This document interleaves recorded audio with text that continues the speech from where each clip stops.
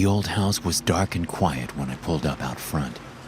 The glowing red Luigi's Pizza sign on top of my car was the only light in the area, aside from a few flickering blue street lamps, mingling to cast the road in an eerie flashing crimson and purple glow.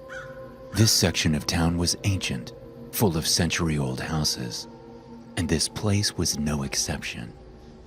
It looked like it had been built before World War II, with shutters on the windows and a porch with broad columns out front. I pulled over to the side of the road, parking up against the curb, rather than using the driveway. My box car leaked oil, and I'd gotten in trouble once after leaving a small black puddle of crude in some rich guy's parking space. Whoever lived in this place looked wealthy, and I didn't want to piss them off. When you're a delivery driver like me, you'll do anything to improve your chances of a proper tip. Some nights those are few and far between.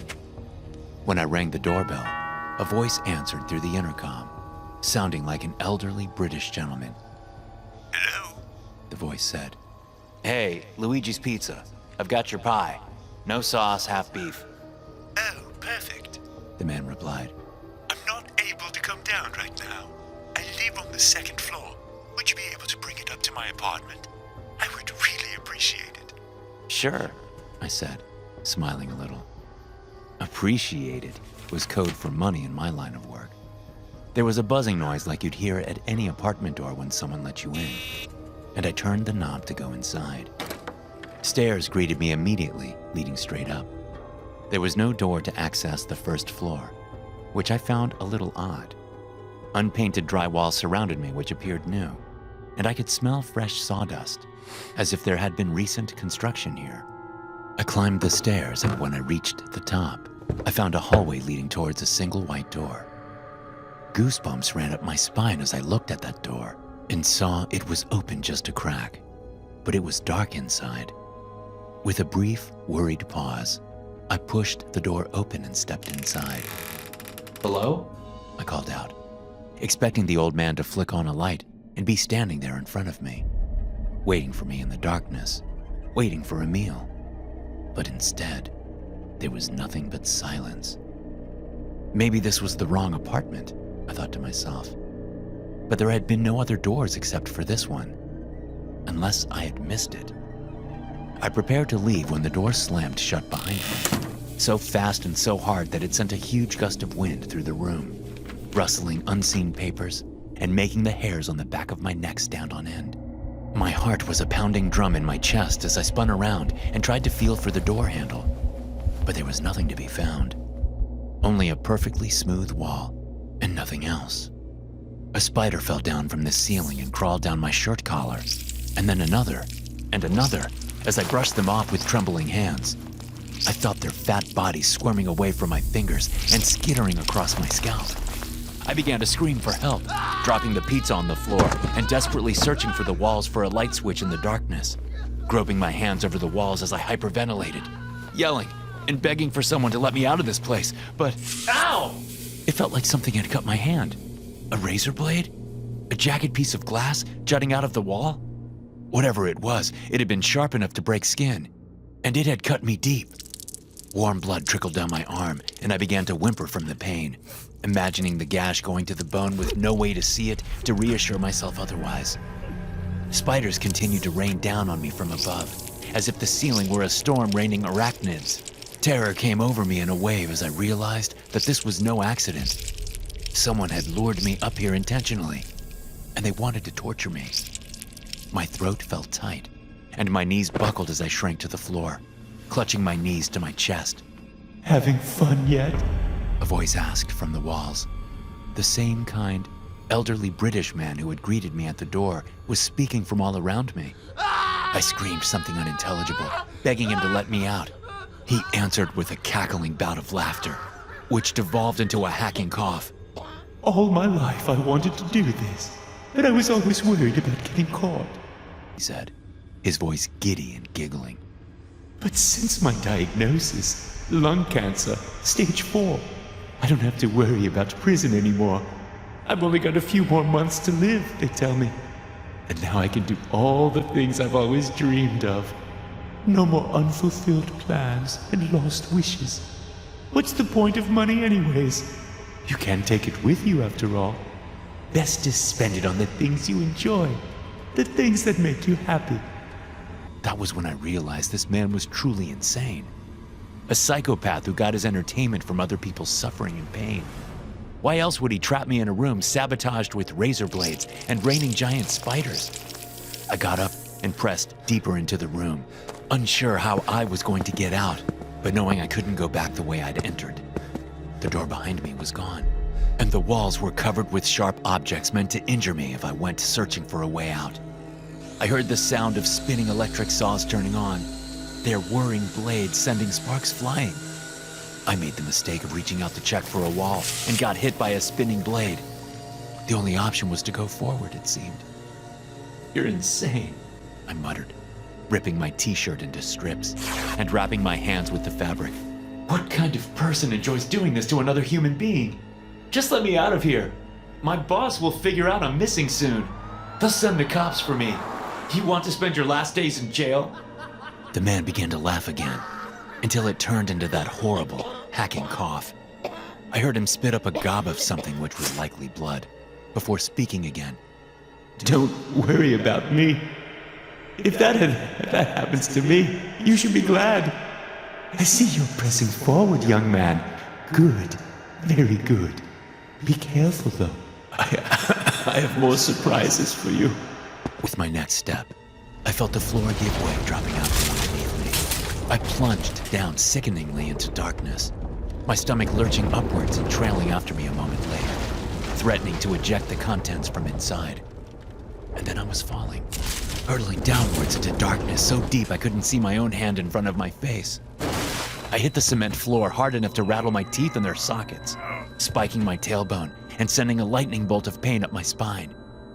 It was dark in this new place, musty and wet like a basement. Things were scurrying around nearby, making rustling, nibbling noises like rats and mice. Before I could open my mouth to scream for help, I heard someone else do just that. Please, let me out of here, you maniac! I have a family! Hello? I began to say, but another voice cut me off. Help! Help! Help! It was a woman, and she repeated the word over and over again, not stopping for several minutes. It sounded as if she had gone completely mad. I just got here. I managed to say when she was done. How long have you all been down here for?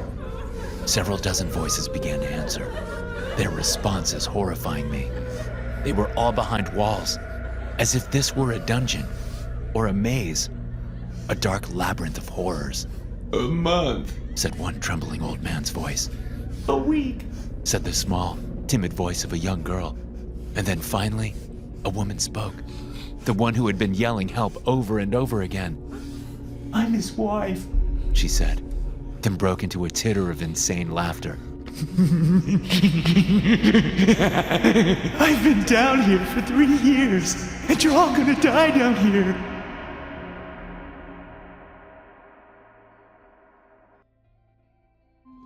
Eagleside is a rough part of the city. There's enough street crime to make most people think twice about moving here. And few venture out from their houses at night, opting to stay inside after sundown. As a delivery driver, I don't get those luxuries.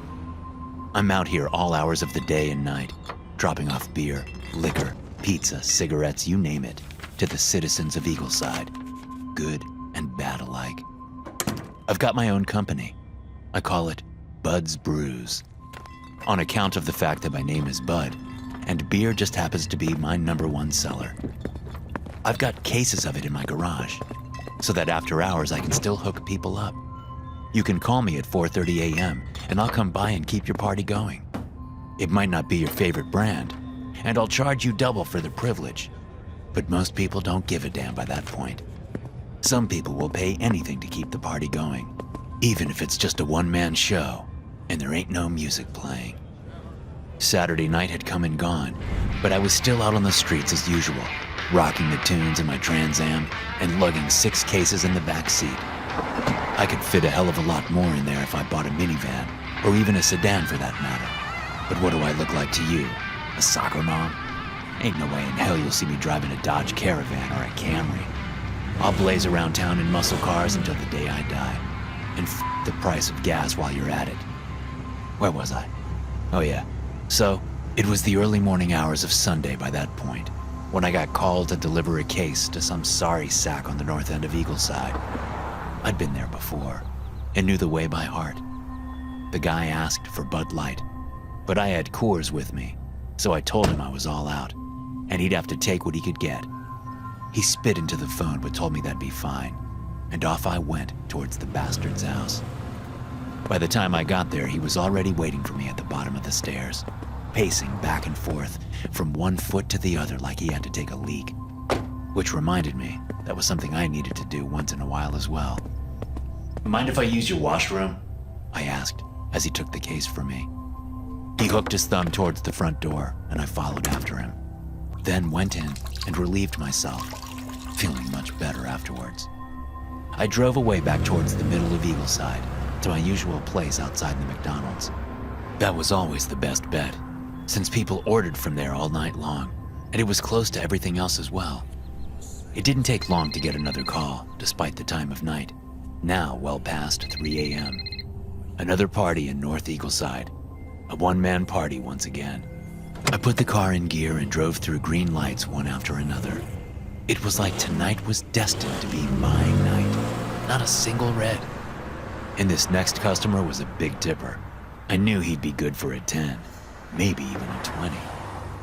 Flashing lights up ahead made me step on the brake suddenly, and I realized it was a hastily constructed roadblock set up by the police. Flares were burning steadily and had been placed along the road to funnel traffic in towards 2 cop cars. Rain was just beginning to fall, and I noticed with some surprise that the 2 officers were already wearing yellow rain slickers, as if they had been expecting the weather at exactly that moment, as if they had called it forth themselves with some dark, terrible magic. I never did like cops very much. I guess it's a bit of a personality defect. The sound of rain pattering softly outside could be heard as I rolled down my window. The cop tried to poke his flashlight into my car, aiming it at the cases of beer in the back, but the window wasn't rolled down far enough to allow for that. I knew the law, and I knew better than to allow them any access to my workspace. "Hey, bud," he said, leaning down to sniff through the inch-wide window crack. The tip of his nose actually squeezed through the gap, and for a moment, I considered rolling it up. I imagined that mental image and almost burst out laughing, barely restraining myself. "Busy night?" he asked. "No," I lied. "It's been slow." "Oh yeah? So you haven't been up to the North End tonight?" I shook my head. "Because the reason we're out here is there's been a murder. Man had a fresh case of beer, too. And he didn't look like the type to have a fresh case this time of night. Only a single bottle was open, too." This really shook me to my core. My last customer? Was that who they were talking about? Was this for real? "You guys are messing with me. What is this? Are you doing a sobriety check here or something?" "This is real," he said, looking serious. "You can go on your way now. It's a free country. But be careful. There's a killer roaming Eagleside right now, and I think you might have just missed him. Next time, you might not be so lucky." His partner leaned down on the other side to look at me through the glass of the passenger window, as if taking me in. "Move along now," he said. I began to drive, my hands trembling with fear, unsure if the 2 cops were messing with me. For years, I had skirted the laws around town. Secondhand sale of liquor without a license isn't exactly legal, after all. Not to mention, I didn't usually ID people or bother with any of that nonsense. My next stop was the rich guy's house. At least, rich by Eagleside standards. He tipped me a $10 bill for my trouble, and I left with a grin on my face. It wasn't 2 minutes later before I got another call. This one from a less generous tipper. At least he lived nearby, though, and I had exactly what he wanted. I was over there in 10 minutes and made another $5 for the delivery. The son of a didn't tip a red dime, but that was to be expected. So I asked to use his washroom and pissed all over his floor, leaving the seat up for his wife the next morning to fall in. By the time I got back to McDonald's, it was 4:30 a.m., and I was just about ready to call it a night. Not many customers bothered to keep drinking after that point, and I wasn't about to pull a double and start working an intermittent breakfast shift. Those were always hit or miss. Red lights lit up behind me, and I saw it was the police. The same two cops as before came knocking on my window, looking at me with worried faces. Yeah? I asked, feeling my eyelids drooping. "Are you all right?" the cop asked, sounding nervous. Yeah. Why? I asked. It turned out there had been another killing, just after I left my previous customer, according to the cops. Given the circumstances, they needed to take me in for questioning. I agreed, since I had no choice, and went along willingly. I couldn't believe my ears. If not for my luck, I would have lost my life. My legs felt numb as I walked out of the interrogation room. "Be careful," the police detective said, waving goodbye. "There's still a killer out there. Stay safe, okay?" I told him I would. And then just as I stepped outside, I got another call. Bob Vanders, from the west end of Eagleside. He wanted an Egg McMuffin and a coffee, and he was a terrible tipper. I remembered that much. I told him I'd be happy to, and I picked up his order. Tipping the vial of black poison into his coffee, I thought again about how much better my life was going to get once all the terrible customers were gone and only the good ones were left. It would take a while, that was true, but it would be worth it. And until then, I'd just have to work twice as hard.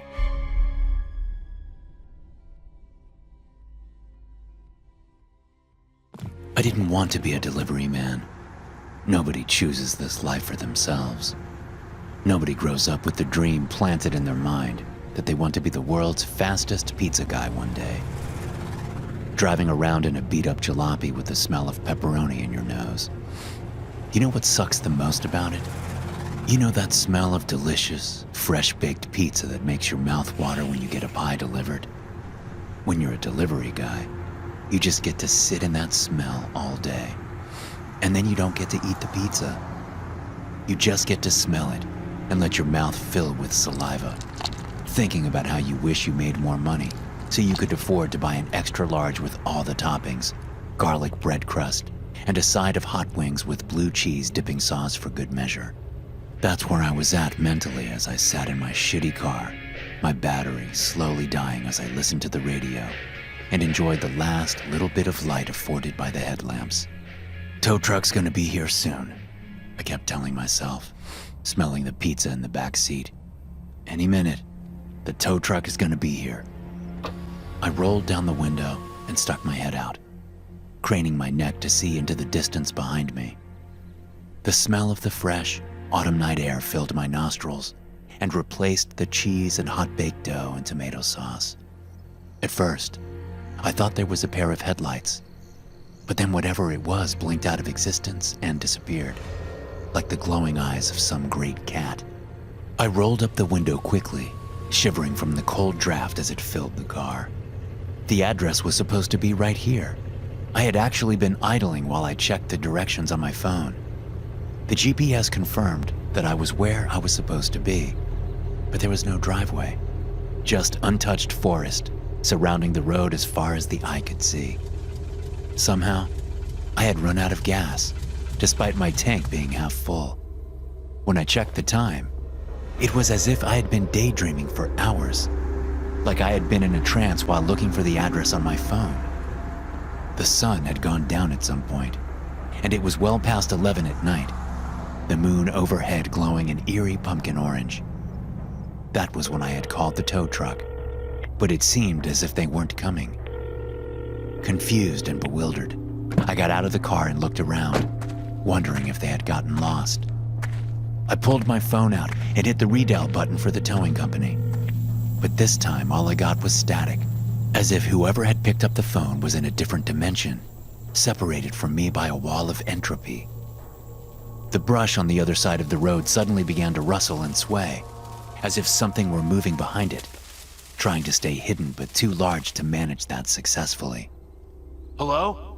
I called out, hearing the quiver in my own voice and wishing I sounded braver, wishing I were braver. "Who's there?" Another sound came from behind me, and I spun around to get back in the car, terrified of whatever was stalking me so far out in the middle of this night black forest. But the car door slammed shut as I bumped into it with my wide hips. Too many hours of sitting and not enough sit-ups. Too many undeliverable pizzas eaten in parking lots for half price. Too many years of not taking care of myself taunted me as I grabbed the door handle and tried to pull it open, but found it locked. The keys still inside, jammed into the ignition slot, mocking me. The rustling sound came again, and this time it was from behind another tree, and another.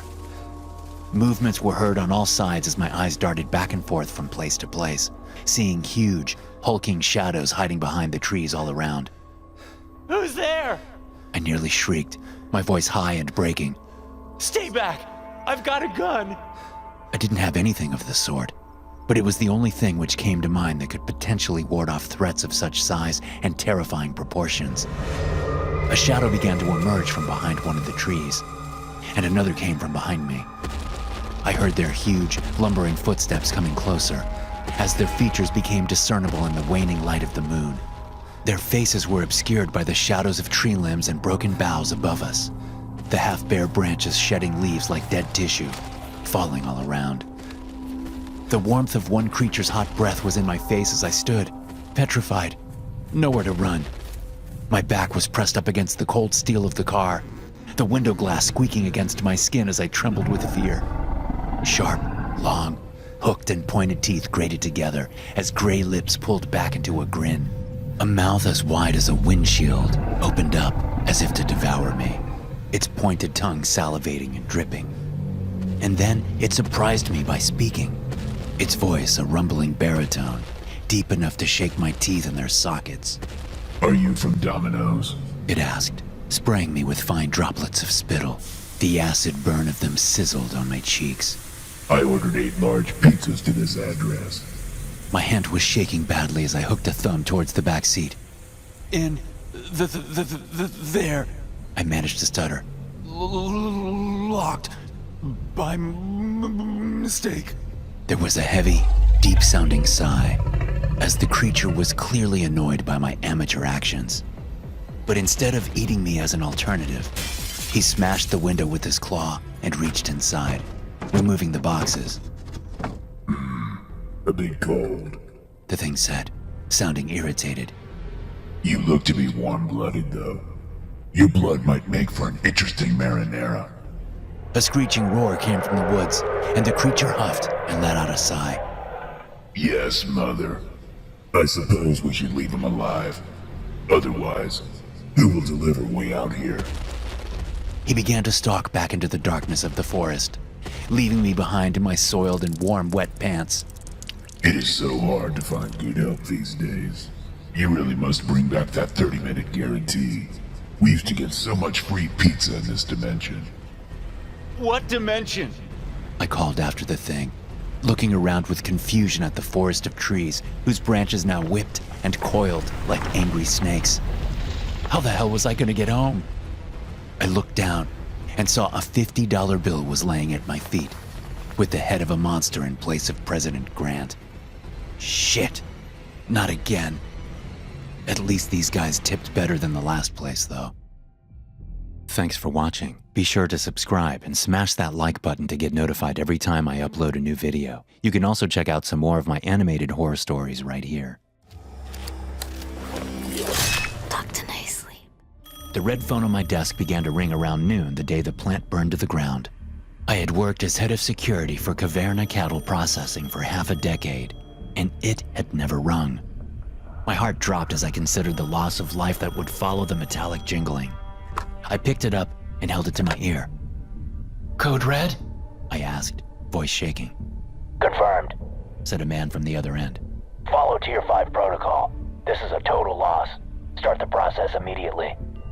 The line went dead. I swallowed hard and sat the phone carefully back into the cradle. Not that it mattered.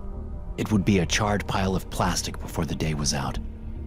I lifted the plexiglass cover on the wall above my desk and pushed the yellow button labeled Slaughterhouse.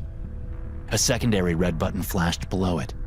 Sweat poured down my face as doubt swept through my mind. I wanted to think it wasn't too late, but I knew it was. I pushed the flashing red button to finalize the operation. The slaughterhouse workers were all dead anyway. Looking at the security monitors for the slaughterhouse, I could see the staff scrambling toward the doors. As soon as I hit the secondary button, the magnetic locks engaged, and there would be a mechanical voice playing through the overhead speakers announcing the lockdown. It would tell some soothing lie that normal operations would resume any moment, but they knew better.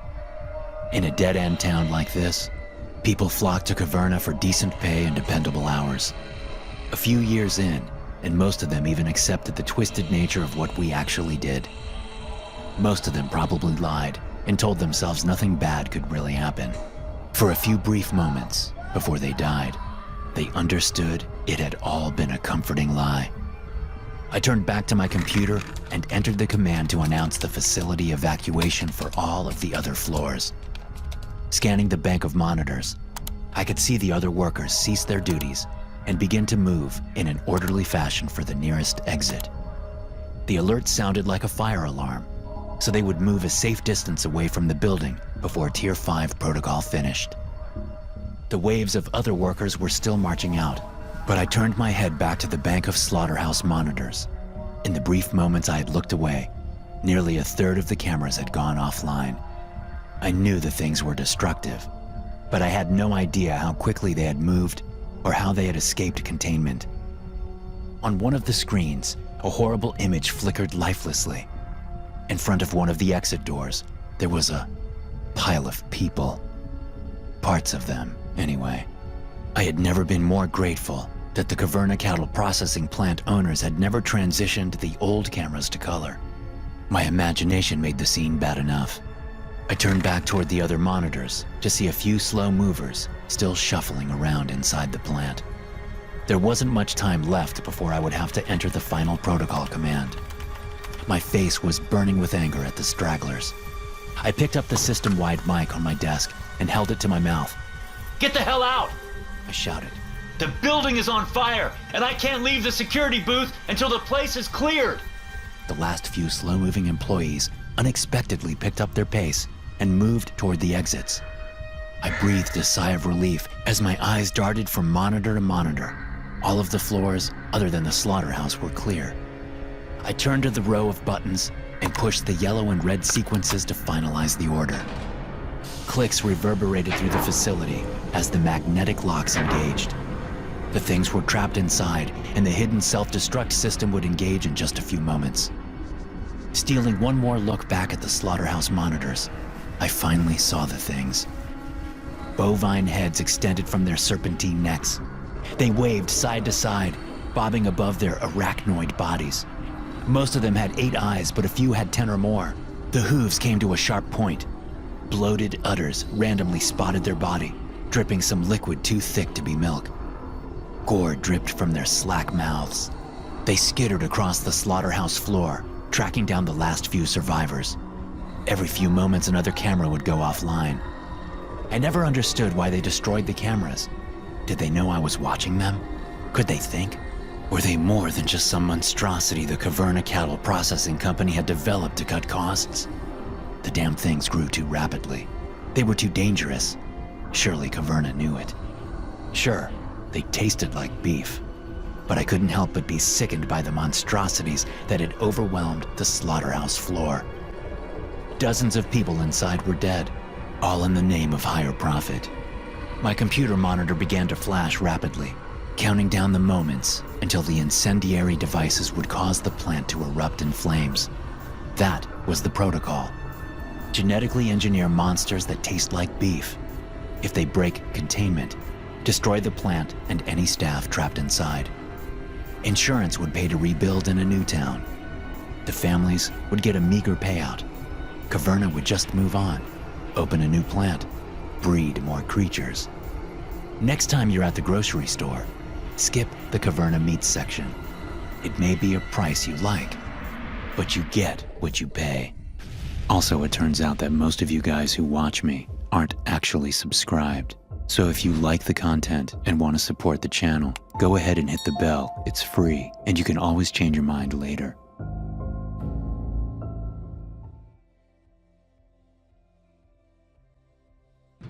The screen of my tablet danced with 1,000 different sequences that I didn't understand. It didn't matter anyway. All of the data presented on the screen wasn't for me to check anyway. Technological mumbo jumbo, all of it.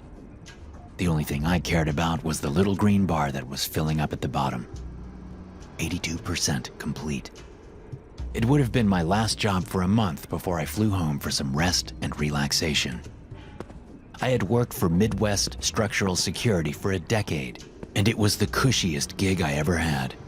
Fallout shelters weren't exactly all the rage, but they were becoming more common with every passing year. Natural disasters used to be our bread and butter, but it seemed like the world was falling to shit, politically speaking. Wealthy folks couldn't get enough of our underground, home away from home setups. That inspection was my third one that week. A crew would spend months, sometimes even years, carefully building the state-of-the-art bunkers. After they were finished, I would show up and do the final check. Full inspection, top to bottom. No system went unnoticed. My final step before the official sign-off on a job site was to hook my tablet up to the main computer and run a final diagnostic check. Every mechanical and computer-controlled system would go through an intense diagnostic and produce a finalized report. Easy money, if not a bit time-consuming. I didn't mind, though. The bunkers were more luxurious than any place I had ever lived. Most were identical in structure, but the interior design was picked out by the owners. Their own special little touch, I guess. Knowing it was my last site before vacation, it seemed like the tablet diagnostic was running slower than ever. I hadn't looked at the screen in over 5 minutes, but when I looked again, it had only moved up 1%. The oversized feather couch in the bunker's living room area was comfortable, though. It had crossed my mind to set an alarm on my cell phone and take a quick snooze. I was reaching into my pocket to pull out my phone when a thick peppering of concrete erupted, hitting the side of my face. The crumbling of stone and squeal of rebar filled the inside of the concrete box as I sprung from the couch. My tablet screen was flashing red, and I began to run for the exit hatch. The PA system above roared to life. Warning, warning. Unexpected breach detected. Emergency lockdown mode commencing. Stand clear of all exits. Bulkheads will secure in 5 seconds. As I listened to the announcement, I kept running toward the exit hatch. There was no chance I would make it, but my legs continued pumping nonetheless. My mind was still reeling as I tried to figure out what the hell had caused the structural damage to the barrier wall. I was just in time to watch the damn thing seal shut. The hydraulic door system hissed and groaned as the heavy steel plate shifted into place. A dull thud and small shock passed through the bunker as the barrier settled into its frame. Having accepted that I was trapped inside the bunker, I pulled my phone from my pocket to make contact with someone from the company. The unexplained structural failure needed to be reported, and someone needed to come to perform an emergency override to get me out. It would take hours for me to do from the inside, and there was no way of telling if the structure was preparing for collapse. I looked at my phone. No reception. A moment of panic settled in before I came to my senses. Each one of the bunkers we constructed came with a satellite phone communication system. I began to walk down the cement steps into the main area to check the link up when another explosion of cement sprayed just a few feet ahead of me, followed by what felt like an earthquake. My feet shook beneath me, and I tumbled down the last few steps. I threw my arms out in front of me, but it was too late. All of my weight came crashing down, causing the side of my head to slam against the thin carpet covering the cement floor. My vision wavered, and everything went black. I'm not sure how long I was out, but when I came to, chunks of concrete and twisted lines of rebar were scattered across the floor. Something was scraping across the concrete foundation, mimicking the sound of nails on a chalkboard. I lifted my head to find the source of the noise and nearly pissed my pants when I saw it. Bright rays of sunlight were piercing through a hole in the 4-foot-thick wall. Dirt and crumbled concrete were sliding in from the opening, pushed by an enormous white hand. From the tip of the talons to the bend of the wrist, it had the texture of porous bone. Deep dimples in the ivory claw were filled with dirt. The massive hand scratched at the floor, feeling around as though it were a bear reaching into a log, searching for an easy meal. In my daze, I managed to push myself back a few feet, just as one of the claws sank deeply into the concrete, where I had been only moments before. A deep wound in the concrete trailed back to the hole as the colossal hand pulled itself out. The ground rumbled as something unimaginably massive moved overhead. The quakes gradually grew less in intensity before vanishing altogether. I remained in the bunker for hours after that, afraid that the thing was outside. Maybe it was just waiting to see if I came out. My stomach turned with the thought of seeing what was on the other end of that grotesque hand. The daylight drifted into twilight, and still, I sat frozen in the same spot. My stomach growled for food, yet nothing could pry me away. It wasn't until the next morning when sunlight began to pour in through the shaft before I finally decided to make my escape. I clambered up through the hole the thing had gouged into the bunker and poked my head above ground level. My truck was ripped to shreds and scattered around the field. A line of trenches were grooved into the ground as far as my eyes could see. Some hellish trail left by whatever nightmare creature had burrowed its way in. I guess those bunkers couldn't keep everything out. I woke up to my wife sobbing gently in the bed beside me. Our tiny passenger cabin on the cruise liner acted like an echo chamber, turning her gentle weeping into echoed cries. When I opened my eyes, the soft light from under the door illuminated the room in a light that sent thin shadows crawling up the walls. My eyes focused in the darkness to see Nancy sitting up in bed. She was clutching the phone from our bedside table in her hands. A soft voice was speaking through the earpiece, but I couldn't understand what they were saying. "Nancy," I said in a gentle tone, "is everything all right?" I don't know, Marvin. She replied. "I'm scared." "Who was on the phone?" I asked, pushing myself up into a sitting position. "Something wrong with the kids back home?" Nancy's muffled crying morphed into defined wails when I mentioned the children. That cruise was the first trip we'd taken without the kids. It was our 10th anniversary celebration, and we decided to make it just the two of us. I'm glad we didn't bring them. Who knows if they would have made it back home. "Can you tell me what's wrong, sweetie?" I asked again. She opened her mouth to answer, but nothing but mournful sounds came out. I tried to give her a minute to collect herself, but her composure didn't return. Gently, I pulled the phone from her hand and held it to my ear. This is the Sea Lantern Cruise Line Information Center. We regret to inform you that multiple cases of norovirus have been reported aboard the ship. At this time, we will be instituting a lockdown measure to slow the spread of the infection. All passengers are to remain in their rooms until inspected by SLCL medical personnel. If you are suffering from vomiting, diarrhea, or cramping, please report this to medical staff during your checkup. You will be reimbursed for any and all ports of call canceled due to this unfortunate event. Thank you for choosing Sea Lantern Cruise Lines. You may hang up now. This message will play on a loop. This is Sea Lantern Cruise Line. I leaned across Nancy and sat the phone back on the hook. Pulling her close, I squeezed her tightly to my side and felt her body shudder. She clutched my leg, and I could feel her nails begin to sink into my skin. "Easy, Nancy," I proclaimed, as I reached down to check if she had broken my skin. "What has you so worked up? Norovirus is no big deal." Nancy sat up and turned her head toward me. Even in the dim light, I could see the fear in her eyes. Her jaw quivered as she tried to find her voice. No, it isn't a big deal, Marvin. She replied shakily. We went on a cruise with the kids 2 years back. There was a big outbreak of norovirus then, too. The ship didn't go on lockdown. I ran my hands through my hair. She was right. The captain had made a few announcements over the loudspeaker of the ship, but life had gone on as normal. A few of the onboard bars and restaurants had closed, but otherwise, There hadn't been a change. "We were on a different line that time," I said in an attempt to soothe their fears. My tone was probably unconvincing as my mind began to untangle the troubled thoughts creeping around inside.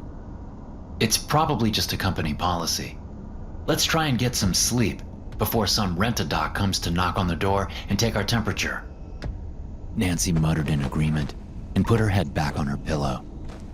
I stretched myself back out on the too small bed and pulled the covers up to my shoulder. The steady hum of the engine lulled us both back to sleep.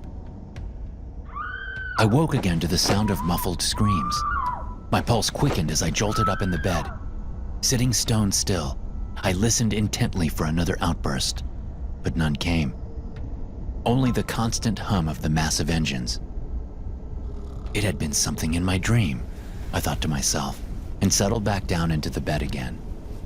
Nancy was snoring peacefully beside me, and I placed my hand on her back. She shifted her body as she shrugged the blanket off of her shoulder. The rise and fall of her back as she breathed helped to slow the panicked thumps from my heart. Sympathy panic, Marvin. That's all it is. Nancy got a little worried earlier and spooked you too. Calm down and go back to bed. This vacation will be gone before you know it. Just as I was settling in, I heard someone knocking heavily on a cabin door in the hall, followed by a loud voice. Through the door, I couldn't quite hear what they were saying. It was the medical team, I thought, making rounds to put all of this silly business behind us. I gently stood from the bed and crept to the door, placing my ear against the cold wood. The voice of two men filled the hallway. "One soul lost and one awaiting treatment," said the first man. The sound of flipping pages followed. "Male and female. David and Joyce Carmichaels. I'll call for the removal team," said the second man. "Which one needs treatment? The man or the woman?" "The man," the first one replied. "He's pretty weak." I could hear one of the men walk back into the cabin before a single gunshot rang out. I fell onto the floor in shock. "Treatment complete," said man number 2. "Last cabin on this floor. Looks like Marvin and Nancy Compton. Pop the door." White noise filled my ears as I heard a plastic keycard slap against the magnetic lock of our door. The heavy wooden barrier pushed in and light flooded through the opening. Two men dressed in hazmat suits stood in front of me. The man in the rear had a gun. "Good evening, Mr. Compton," said the first man. "Are you or your wife feeling ill?" A medical team wearing the same hazmat suits as the two men came to our room and examined us. It seemed to shock them to find us in perfect health, terrified as we were. They had us put on 2 hazmat suits and raced us to the elevator. 2 men escorted us down the main hallway and through the empty lobby and onto the main deck. We didn't see a single soul other than the medical team. No matter how many questions we asked, they remained silent. We approached a helicopter that sat idling on the deck. Lounge chairs and white towels sat scattered all around. The team pushed us into the chopper where we belted up and lifted off into the sky. Nancy clung to me more tightly than she ever had before. As we moved over the side of the ship, it finally made sense why we hadn't seen anyone else. On the deck were bright white body bags, thousands of them. Thanks for watching. Be sure to subscribe and smash that like button to get notified every time I upload a new video. You can also check out some more of my animated horror stories right here. Doctor nicely. Breaking into the house is easy. I don't even need to be quiet. Not really. This neighborhood loves Halloween, and it's in full swing right now. I can hear occasional screams from the house across the street. They have one of those motion sensor decorations of a witch that pops up from a cauldron to scare kids as they pass. The house next door is blasting one of the Halloween movies. Jamie Lee Curtis screams in terror as Michael Myers walks menacingly after her. Even though there were no lights on, I walked up to the front door of the house just a few minutes ago, dressed in my skeleton costume. I rang the doorbell and knocked. Listened hard. Nothing. No sign of movement, no television on. The woman who lives here is gone for the night. So I circled the block and then came back around, headed to the back door. I make sure my gloves are on nice and tight before I put an elbow through the pane of glass nearest the doorknob. I unlock the door and move inside like a wraith. Upstairs, I find the mother lode, a box of expensive jewelry. I dump it all into my backpack. I'll remove the stones and sell them separately. The metal I'll have melted down and sold. A car door slams outside. Stepping over to a window, I part the curtains and look down. The woman is walking from her car to the front door. She looks like she's just been to a Halloween party, dressed in a skimpy Lara Croft outfit. Shit. She disappears from sight as she moves up the porch steps. Just as I'm about to turn around to get the hell out of Dodge, I see a dark figure appear from around the hedge at the edge of the property, running full tilt toward the porch. I assume it's a man, but I can't be sure. Whoever they are, they're wearing black robes and one of those scream masks. I move out of the woman's bedroom, looking for a place to hide until I can sneak out of the house. A loud thump sounds from downstairs. I wonder if it's the door getting knocked open. The thump is followed quickly by a woman's scream. My heart rate is suddenly jacked. Is she being attacked? I move over to the top of the stairs. The sounds of a struggle reach my ears. "Get away!" the woman screams. Footsteps thud on the hardwood floors. The woman appears below me, heading up the carpeted stairs toward the landing. Then, the black-robed figure appears behind her. The person in the scream mask grunts, the sound telling me it's a man. He grabs her ankle, causing her to fall face first on the landing. He grabs her arms and pins them behind her back with one hand. Then he starts pulling at her clothing. My blood boils. I may be a thief, but I'm not lacking in empathy. What I'm taking from the woman can be replaced by an insurance company. What he's trying to take from her can never be put right. She's still whimpering, fighting. He must be strong, the way he's holding her down with only one hand. I move to a hallway table, grabbing a heavy brass lamp, yanking the plug out of the wall as I head back to the stairs. I take them 3 at a time, reaching the landing in seconds. The man's shrouded head moves slightly as I bring the lamp back, readying it for the blow. He looks up at me just before the base of it connects with his masked face. He topples off her, and I hit him again with the lamp, and again. The woman is screaming. She scrambles away from her attacker. The guy goes limp after the 3rd hit. I can't see how bad the damage is, but judging by the feel of the hits, it's pretty damn bad. Life-threatening, probably. "What are you doing?" the woman screams. I straighten and turn to look at her. What kind of question is that for someone who just kept her from getting raped? "What the did you do? Oh my God!" She's crying now. She crawls back over to the masked figure. Miles, that's my fucking boyfriend. We were playing. It wasn't real." My stomach cramps. I suddenly realize I'm no longer wearing the plastic skull mask I had on earlier. I took it off and put it in my backpack as soon as I saw the house was empty. "What the are you doing in my house?" the woman says. She pulls the guy's scream mask off. It doesn't look good. I don't think the guy is breathing anymore. The woman makes a choking sound. She moves down the stairs. I step after her, still holding the lamp in my hand. "It's okay," she says, her voice shaking. She doesn't look at me. "It was an accident. It's okay." "Where are you going?" I ask. "It's okay. I'll tell them. It was all a misunderstanding." "Wait," I say. My mind is racing 500 miles a minute. The few options I have repeat in my head, gaming out the possibilities. I know the same thing is going through her head. She stops at the bottom of the stairs. 5 feet separate us. She looks up at me, and then she runs. I chase her. She makes it through the front door before I can get to her, but I lunge out and hit her in the back of the head with the lamp just as she's about to scream for help. She goes down hard, smacking her face into the wooden porch.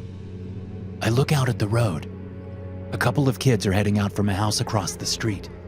They're oblivious. looking at the candy in their bags and laughing to each other. They disappear from view. There's a lull in traffic. I bring down the lamp on the woman's head 4 more times in quick succession. I leave her there. People will think it's a Halloween decoration, at least for a while. I head back into the house and make sure the boyfriend is dead. It takes another couple of whacks. He's got a thick skull. After putting my mask back on, I head out of the house through the back door, thinking this is what I get when I try to do a good deed. Anyway, I still have a few more houses to hit. Halloween is the best night of the year for me. Also, it turns out that most of you guys who watch me aren't actually subscribed. So if you like the content and want to support the channel, go ahead and hit the bell. It's free, and you can always change your mind later. Story 2, The Last Halloween. Standing next to the bed makes me feel nothing. I reach my left hand out toward the hem of the purple and green blanket, but I can't bear to touch it. Part of me wants to see what's underneath, even though I already know. The 2-person-shaped bulges stay covered. I pull my left hand back. In my right hand, I clutch a kitchen knife. I didn't dare turn on the light when I came into the room, but the blinking orange lights from outside the window provide enough illumination to see by. I know the room well anyway. I could navigate it in total darkness. There's no way I can lift the blanket. No way I can look. I have to accept that. Moving to the window, I look out onto the street. Halloween decorations wink and sway and grin vacantly. The orange pumpkin lights lining the roof above the window blink. There is no movement on the street, aside from orange, yellow, and brown leaves skittering along the asphalt and flapping in the gutters. I imagine one of the bodies on the bed behind me sitting up, the blanket falling down to reveal a haunted, horrific face. My throat thickens. Could it be true? Spinning around, I see that neither body has moved.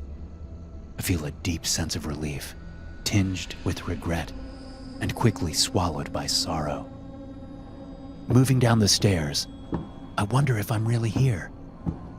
Maybe this is what death is like, so quiet and lonely. Maybe I'm dead at 16 and I don't even know it.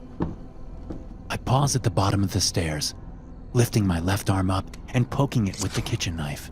I wince, and the sharp point draws a bead of blood. Still here. The front door is open, and a few leaves have blown into the entryway. They crunch under my shoes as I walk outside. The Thurmans, who live across the street, have left their front door open too. I walk down the concrete path toward the street. It's bordered on both sides by a perfectly manicured lawn, dotted with creepy ghosts and flickering jack-o'-lanterns. Before crossing the street, I look both ways. Habit. Of course, there's no traffic, no vehicles, no people. The trick-or-treating is all done, finished, forever. The Thurmans have a scarecrow on their porch swing. As I stand there, looking at it, I sense movement behind me. Looking back, I think I see a dark figure standing in my house's doorway. My heart thuds within my chest, and I force myself to close my eyes for a long moment. When I open them again, there's only a dim doorway, no figure standing there. I find the Thurmans in their living room, slumped on the couch. Their oldest son was 2 years younger than me. His eyes are still open, staring blankly at the silent home movies playing on their television. The younger one, Toby, is tucked between his father and mother, his face screwed up in fear, or pain, or both. I have no problem looking at them. I don't feel much of anything. Numbness. The other houses in the immediate area hold similar scenes. Freshly dead bodies. Some of them are gathered together, like the Thurmans. Some aren't. Delirium seems to take root, and I wander down the middle of the street, looking at houses for signs of life. Surely, I'm not the only one left. Soon enough, I find myself nearing the center of our little village, our town, our community, whatever you want to call it. I hear the sound of footsteps coming from just around the bend, followed by the sound of a car door shutting. At the corner of a tall wooden fence, topped with string lights of little ghosts, I peer toward the mansion there. The mansion at the center of town. There's a man moving around there, rushing down the wide marble staircase to a blue Range Rover parked in the circular driveway. He carries several bags, making his journey cumbersome. I know his face well.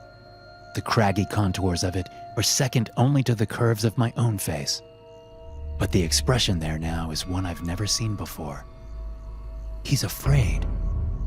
I've only ever seen him supremely confident, beaming with benevolence. He has many names: Master, Father, Divine One. Suddenly, the implications of him moving around with that look on his face crashed down on me. He's the one that convinced us all we should leave. He's the one whose nonsense I've been listening to almost my entire life. He's the one who told all the parents to make sure the kids went first. He insisted that the veil was thinnest between worlds on Halloween, that we could travel into the afterlife as gods. And after so many years of believing this bullshit, everyone in our little community took it as gospel. I heard my parents talking about it a week ago. I was supposed to be asleep, but I heard them talking, and they mentioned my name. They were discussing how they would get me to eat the poison candy before taking their own doses. We would travel together into eternal life. Halloween was a great time to do it, they said. Not only was it the time Father had prophesied, but it would be easy to get kids to take the poison. What kid doesn't like candy? But when the time came, I fought my mom. I told her I didn't want to die, that I didn't want her and my father to die, but she wasn't hearing it. So when she went to get my father, I switched out the candy bar with the poison in it for one that I'd stashed away. I knew they would use my favorite candy. When she came back with my father to make me eat it, I gobbled up the untainted candy, and I pretended to die. I didn't know what else to do. I was afraid, terrified. And until now, I thought it was pure cowardice. I regretted not eating the candy bar. I regretted missing out on the trip to eternal life. But now that I see the Divine One and the fear on his face, I know it wasn't cowardice. Now I know the meaning of true cowardice. I've seen cowardice incarnate, and its name is the Divine One. I looked down at the knife still in my right hand. I had originally taken it to protect myself against anyone who might force me to eat poison. But now I know it has a different purpose. It has been prophesied. When the Divine One heads back into his mansion, I run up and hide beside the Range Rover, out of view. I listen as he hurries down the stairs again, huffing with his luggage. He's fat now. He's grown fat off the backs of the people in this community, this cult. He shuts the Range Rover's trunk and starts around toward the driver's side, where I crouch. I remember the bulges of my parents' bodies, their death masks hidden by the blanket. I wanted to look, but I couldn't. I just couldn't. The Divine One sees me as he comes around the side of the vehicle. His eyes go wide just before I spring, lunging toward him, leading with the knife. He gurgles and whines as he collapses against the Range Rover, clutching at the knife stuck in his neck. "You have nothing to worry about if you're right," I say to him. "You can live forever as a god. But if you're wrong..." Looking into his eyes, I know he made it up. I can tell by the fear there, the regret, the shame. He made it all up. For what? Soon the world will know what happened here. Just another crazy suicide cult. But I'll tell the story. I'll try to make them understand. I'll prevent this from ever happening again. If I can. Story 3. The Magic of Halloween. The jack-o'-lantern hits the parked car with a loud thud. I wince, looking up at the dark house, sure that lights will come on any second. Johnny, who everyone calls Jolly, laughs cruelly at the mess he's made. The hit dented the car door. "Come on, Jolly," I whisper. "Let's just go home." Jolly ignores me. He's not really jolly, not in the truest sense of the word. He's only happy when he's causing pain or discomfort to others. I know this better than anyone. For reasons I'll never understand, my mom fell in love with his dad. Now we're stepbrothers. Hooray. I walk away from the house. There's a path of destroyed pumpkins behind us, along with smashed eggs on front doors, toilet paper snagged in trees, and vandalized Halloween decorations. "Where you going, dipshit?" Jolly calls out, running to catch up with me. "Home," I say. "I don't care if I get in trouble for leaving your side. I'll just tell them what you've been out here doing this whole time." Jolly grabs me by the cape and yanks me back. I'm wearing a Thor costume. I should have known better than to wear a costume with a cape. It just makes things easier for Jolly. "You tell anyone anything, I'll curb stomp you, you little sh." His breath smells of half-digested candy and chewing tobacco. I don't know what a curb stomp is, but it doesn't sound good. At 16, Jolly is 4 years older than me, and a lot bigger. He's wearing black clothes and carrying a black backpack. "Fine," I say, yanking my cape away from him. "I won't tell. Let's just go home." "Not yet," he says. "I want to hit the Delgado house first. Teach those f***ing assholes a lesson. And you're my alibi. You know what that means? It means you're going to lie and say I was with you at the movies all night. Halloween double feature." At least we're getting close to home. The Delgados live just 1 block over. Jolly has been feuding with their 2 sons for as long as I can remember. They're nice kids. At least, they've always been nice to me. It's probably why Jolly hates them. He likes to smash out any kindness. I guess he wants everyone to be as miserable as he is. He's now out of toilet paper and eggs, so we don't make many stops on the way. Although he does smash nearly every pumpkin he sees. I'd like to smash him one of these days. We walk up to the Delgado house, which is a nice 2-story white house with dark blue trim. It has a big oak tree in the front yard. Halloween decorations hang from the massive branches. There are 2 lines of jack-o'-lanterns along the walkway leading up to the house. Surprisingly, Jolly ignores these. "Well, what do we have here?" he says, walking up to the porch and snagging a huge pumpkin. It's no jack-o'-lantern. It hasn't been carved, but it has something painted on the front in red letters. "Do not smash." Jolly laughs his cruel laugh again as he chucks the pumpkin against the concrete walkway. It cracks, but doesn't break apart. But Jolly hasn't noticed. He's been picking up the glowing jack-o'-lanterns and smashing them. I stand back, watching for cars on the road, or for lights coming on in any of the houses. When I turn my head back towards Jolly's frenzy, I see the cracked pumpkin move. At first, I think he must have bumped into it, but he's nowhere near it. Besides, it's still moving. The dark crack widens and the pumpkin breaks apart, revealing a mess of pumpkin guts. But the guts are moving now too. A small, bumpy orange arm with black claws on the 4 stubby fingers emerges from the mess, followed by another arm. Then a head comes out, shaking like a dog trying to get dry, throwing off slimy pumpkin guts. The head looks like a small pumpkin, but it has eyes and a mouth that glow with poison green light. The rest of its body emerges as the creature crawls free of the wreckage. It moves on all 4s, its legs shorter than its arms, but thicker. The whole thing looks like it could be made out of pumpkin parts, but it moves with the fluidity of a cat. Its glowing eyes sweep over me, its jack-o'-lantern mouth stuck in an evil grin. Jolly? I stutter. He pays no mind. The creature looks over at him. He's just finishing with the jack-o'-lanterns, turning his attention toward the decorations hanging from the oak tree. "Jolly!" I shout. "What the hell is it? There's someone coming." "Look!" I say, pointing toward the creature, which is stalking slowly toward him. Jolly sees it and laughs. "What the hell is this? A cat dressed up for Halloween?" He takes 2 steps toward it and tries to kick the creature, but it grabs onto his leg. Jolly screams. "What the f***?" he says, jumping around and kicking his foot.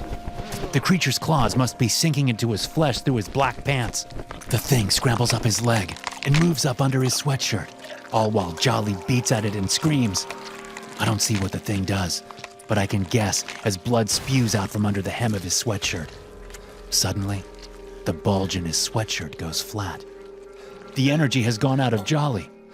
He coughs up blood and clutches his stomach area. His eyes are dull with immense pain. He stumbles around while I watch, speechless. Then he slumps against the oak tree's trunk and stops moving. I knew one day Jolly would go too far. I knew he would come across someone who wouldn't take his crap lying down. But I could have never imagined this. Movement from the Delgado house catches my eye. I look up to one of the second-floor windows to see the two teenage brothers looking out. They both wave at me. I wave back. Then I turn and head for home, thinking about that creature, curled up and sleeping in Jolly's chest cavity. I doubt it will be there in the morning. It's just one of those things, the magic of Halloween. I know just what I'll tell my mom and my stepdad when I get home. I'll tell them that Jolly ditched me, so I went to the movies, a Halloween double feature. Thanks for watching. Be sure to subscribe and smash that like button to get notified every time I upload a new video. You can also check out some more of my animated horror stories right here. Dr. Nicely. The rig was an oasis for the homeless, 2 miles off of the Texas coast. It was an abandoned oil rig turned into a shelter for the homeless. It was against the law, but the authorities never seemed to pay us any mind. Out of sight, out of mind. Isn't that the general position most places take on the homeless? I'm not sure how long the rig had been going before I ended up there, but when I arrived, it was like a full-fledged town on the water. A few people ran boats back and forth to the mainland. Some of the long-term residents operated like a city council. There were shops, a clinic, and a gas-powered generator to charge cell phones.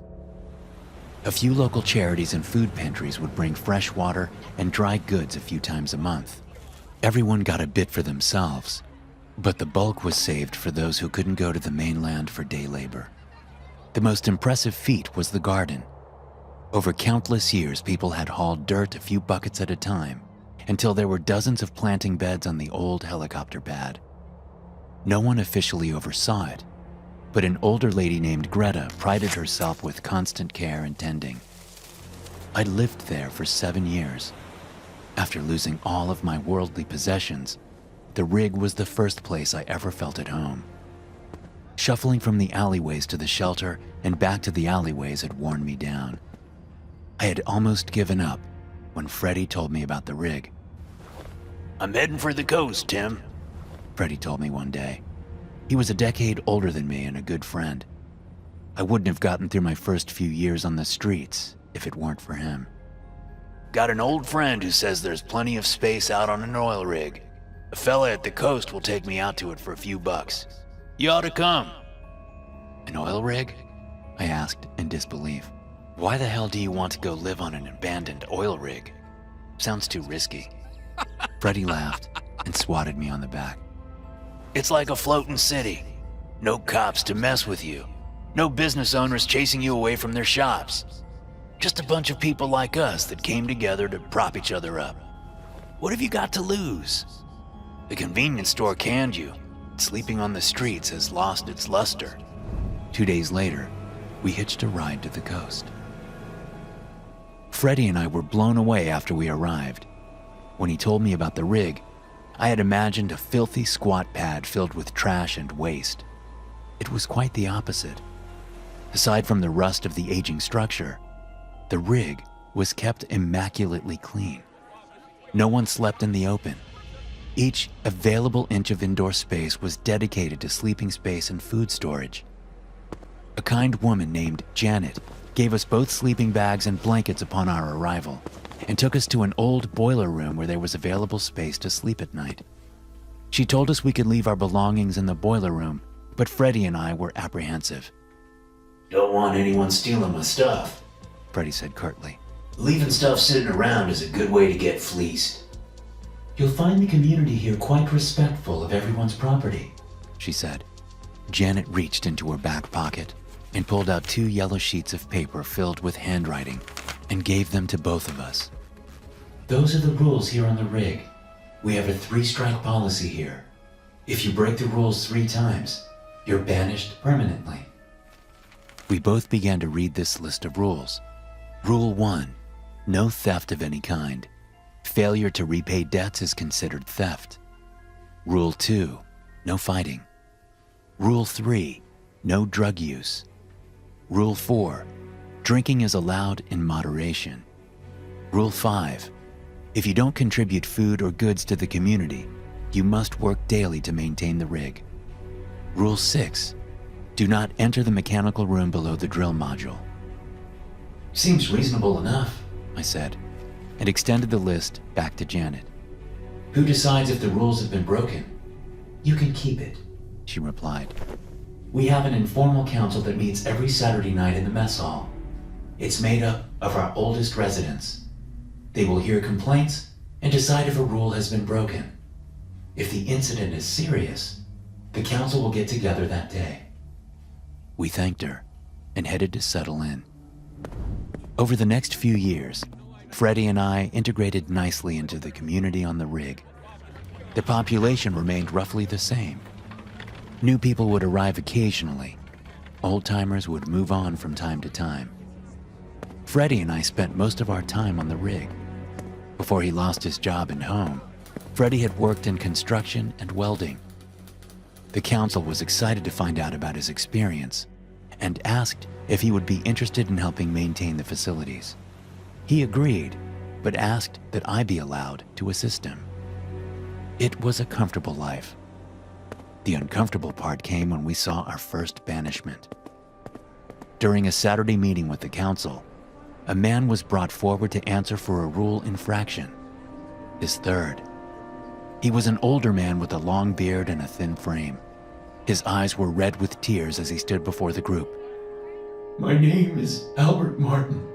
He said with a shaking voice.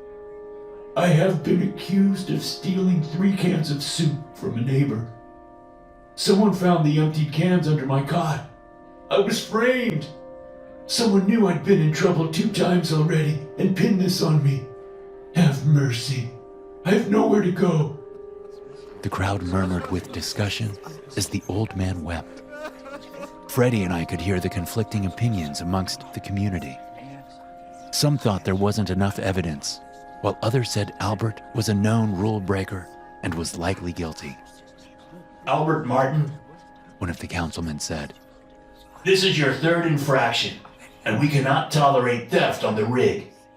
Many here rely on the food donations we receive. You are banished and will not return here. No! Albert shouted. He pulled out a rusted blade with a cloth-wrapped handle and held it toward the council. I don't have anywhere to go. I didn't steal the damn food. It's a setup. While the man waved the knife at the group in front of him, Freddie tapped me on the shoulder and beckoned me to follow him. He crept silently up the aisle behind the man. Moving surprisingly quick for his age, he darted forward and wrapped his arm around Albert's neck. Get the knife! Freddie shouted to me, and I pried the blade from the old man's hand. Take him to the mechanical room downstairs, Demanded a woman from the council. We will hold him there until he can be taken back to shore. Freddie and I carried the thrashing man out of the mess hall and down the stairs toward the mechanical room. A man trailed behind us and pulled a key from his pocket and unlocked the door. We tossed him inside and slammed the hatch shut, and the man locked it. You've killed me, you bastards. Albert shouted from inside the room. He hammered on the door and threw his weight against the thick metal. You hear me? You've killed me. They aren't taking me to the shore. Those damn things are gonna kill me. Freddie and I turned to leave, but the old man's wails of fear and agony resonated in my mind. What things was he talking about? I would find out years later when Freddie was found guilty of his 3rd violation and ended up in the mechanical room. Freddie was a hard worker and well-loved in the community, but in his later years, he became overly fond of alcohol. He managed to keep it to himself for a while, but over time, he grew angrier when he was drunk. That's when the trouble began. His first violation was a simple fist fight. Freddy sat on his cot, drinking scotch and talking loudly to anyone who would listen. A man who slept in the far corner from us asked him to quiet down so he could sleep. Without warning, Freddy punched the man and told him to shut up. The second violation came when Freddy drunkenly rifled through another man's gear, looking for cigarettes. He found half a pack of crumpled Marlboros and was closing the bag when the man entered. Freddy returned them, but the damage was done. His final violation came when a woman and her husband asked Freddy to fix a leak in one of the bunkhouses. He insisted it was already repaired, but they told him the leak had continued. Feeling insulted, Freddy shoved the husband and told him to piss off. When the man begged him to come to look at the leak, Freddy punched him. With that, the council decided his fate and had two men haul him off to the mechanical room to wait for a departing boat. That night, when I returned to my cot, I saw all of Freddy's belongings sitting on his bed. I began to bag them up to take them down to the mechanical room for his ride back to shore. After gathering them up, I headed to the stairs and to the lower level of the rig. When I arrived on the lower level, there was a man from the council, Carl, standing guard beside the door to the mechanical room. Freddy was banging on the door and begging for the man to let him out. He stood stone-faced, staring in my direction. Tim, stop. The man said to me. Freddy has already been judged. We're just waiting on a boat.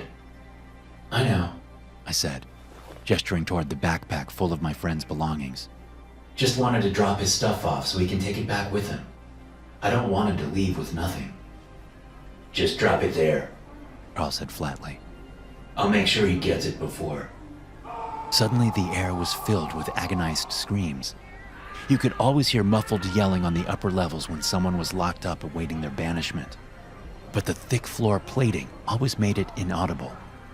Up close, I could hear the fear in my friend's voice. What the hell is that? Freddy shouted. Let me out of here! It's going to kill me! Open the damn door! You need to leave. Carl said, pointing toward the stairs. Something is in there with him! I shouted. Let him out! This is how it works, Tim. He spat. If you don't want to join him, you'd better go. I could see the keys to the room hanging from a ring on his belt. I'm not sure what came over me, but I threw the backpack at Carl's head and lunged forward for the keys. He was momentarily shocked, but quickly regained his composure and began to struggle. Landing 2 punches to the side of his head, he slid limply to the floor. I pulled the keys from his belt and unlocked the door. As the door creaked open, I began to call for Freddy, but the words died in my throat.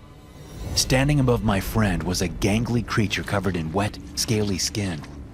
Gill slits opened and closed on its neck, and purple eyes gazed at me from its bulbous head. As I made eye contact with it, the thing opened its massive jaws and hissed before grabbing Freddy's limp frame by the head. It turned toward an opening by the drill shaft and began to drag Freddy toward it. A crimson streak trailed behind them. Freddy's eyes were barely open as he lifted his hand toward me in a gesture for help. The creature's hand turned, and a dry snap echoed in the mechanical room before it threw Freddy's lifeless body through the hole. A clawed hand reached toward me, mimicking the same gesture as Freddy. The thing opened its mouth again and uttered what I can only describe as a hellish laugh. Finished with its taunt, it stepped back and fell through the hole and into the rolling waves below. I left that same night and got as far from the coast as I could. After a few days in a Houston shelter, I left the state. I live in Omaha now. Farmhand work is plentiful, and I managed to get a crackerbox apartment. The green pastures make me feel safe, but when I try to sleep at night, the roar of the ocean still echoes in my mind. I never told anyone what I saw.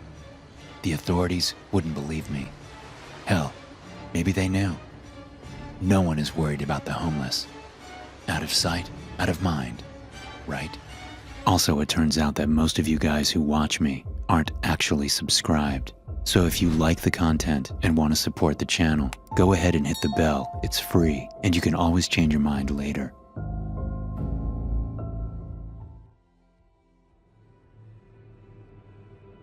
We lost contact with the mainland over 3 weeks ago. Radio contact went out almost immediately when the ice moved in. None of the electrical systems work. Our helicopter won't start up. The men have taken to burning crude oil in barrels just to stay warm. No one has come to rescue us. We're going to die here. Not exactly what I expected when I took a job managing an oil rig in the middle of the Gulf of Mexico. The recruiter sold me on the warm climate, high pay, and tranquil view. Now I'm shivering in the middle of a winter hellscape. 16 days ago, one of the roughnecks reported the first iceberg. Sir, you need to come to see this. He shouted over the radio. Never seen anything like it. I dropped my clipboard to the desk and left the comfort of my air-conditioned office. The day was a scorcher, probably around 95 degrees, but I hadn't checked the weather that morning.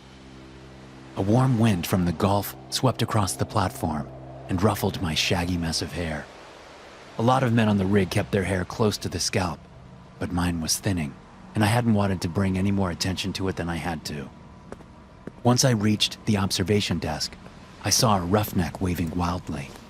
I picked up my pace and crossed the deck to stand beside the man. He handed me a set of binoculars and pointed into the distance. Looks like an iceberg, sir. He stammered. An iceberg in the damn Gulf. My eyes gotta be playing tricks on me. In disbelief, I held the binoculars to my eyes and peered in the distance. It was hard to make out at first, but as a high wave moved in the direction of the platform, my line of view became clear. There it was, massive and white, bobbing up and down smoothly in the choppy water. It was moving quickly in the direction of the rig.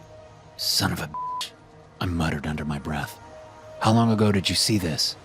It just kind of popped up, The man said. I've been scanning the horizon for the pickup tanker, and the damn thing just burst out of the water. My mind reeled. I'd seen dozens of bizarre sights over the years. Abandoned ships floating in the waves, pods of whales sailing below the water near the support structure, flocks of seabirds so thick they blacked out the sun. A huge chunk of ice floating in 83-degree water was a first. Looks like it is heading directly toward us, I told the roughneck. Go inform the safety officers to expect an impact in about 15 minutes. It doesn't look large enough to cause any serious damage, but I want a maintenance crew ready to check for structural damage. The roughneck sprinted away from the observation deck, and I headed back to the office. I needed to call the sighting into the mainland and prepare for potential damage repair. Life on a rig was far from normal, but that was more than I had ever prepared myself for. As I reached my office and began to turn the knob, a cold breeze brushed the back of my neck, sending a chill down my spine.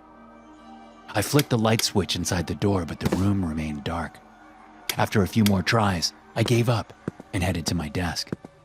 Picking up the radio mic, I held it to my mouth and thumbed in the button. Delta rig to mainland comm. Delta rig to the mainland comm. We spotted an iceberg on our perimeter. Repeat, an iceberg is headed toward our rig. No damage expected, but requesting an emergency maintenance crew. Silence. I repeated the message, but again received only silence in return. My eyes drifted down to the radio to see all of the interface lights dead and lifeless. My heart crept into my throat. In a panic, I pushed back from my desk and headed for the door. Just as I grasped the knob, the platform shook violently beneath my feet.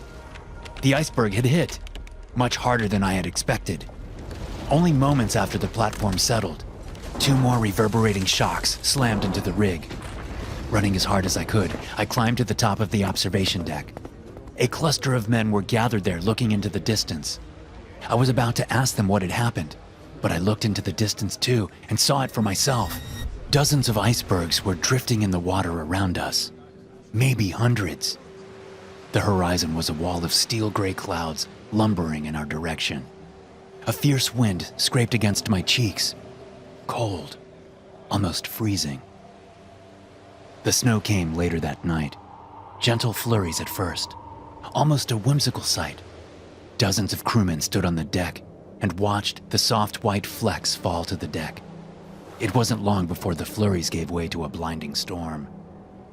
In our confusion, most of the crew hadn't noticed the electricity stopped working.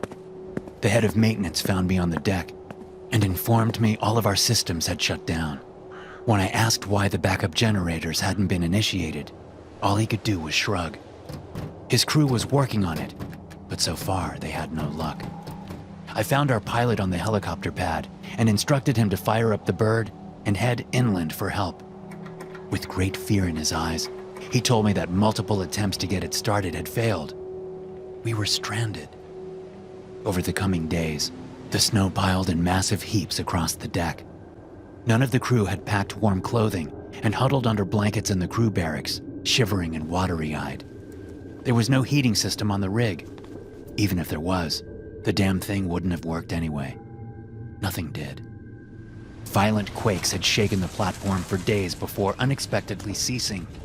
The falling snow made it impossible to see the ocean below, but most assumed the icebergs had passed us by.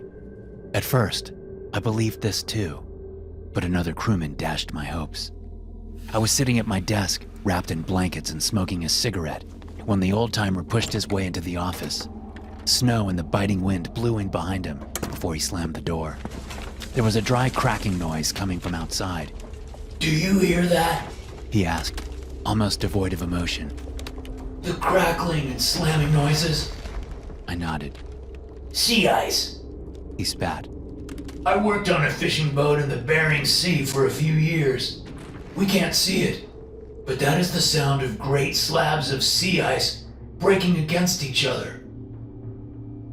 Food ran out a few days ago. We were due a restock shipment 2 weeks ago. I melt the snow to drink, but my stomach constantly aches with hunger pains. There aren't many of us left anyway. A few men jumped over the side soon after this started. We lost dozens to hypothermia.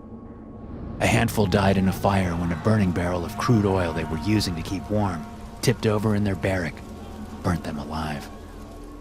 Some of the men still seem strong. No complaints of rumbling bellies, but their faces are blank, absent of any emotion. I have my suspicions, but what could I do about it? My God, I want to live, but I couldn't. One of the crewmen told me this morning they have seen things flying through the heavy drifts of snow. I haven't seen them myself, but occasionally I think I can hear something land in the thick snow above my office. The dull sound of footsteps echoed in the room, but then they vanished. When the man left my office, I thought I could hear a scream pierce through the howling winds outside the door. I looked out, but no one was there. Only the pelting white globs of God-forsaken snow.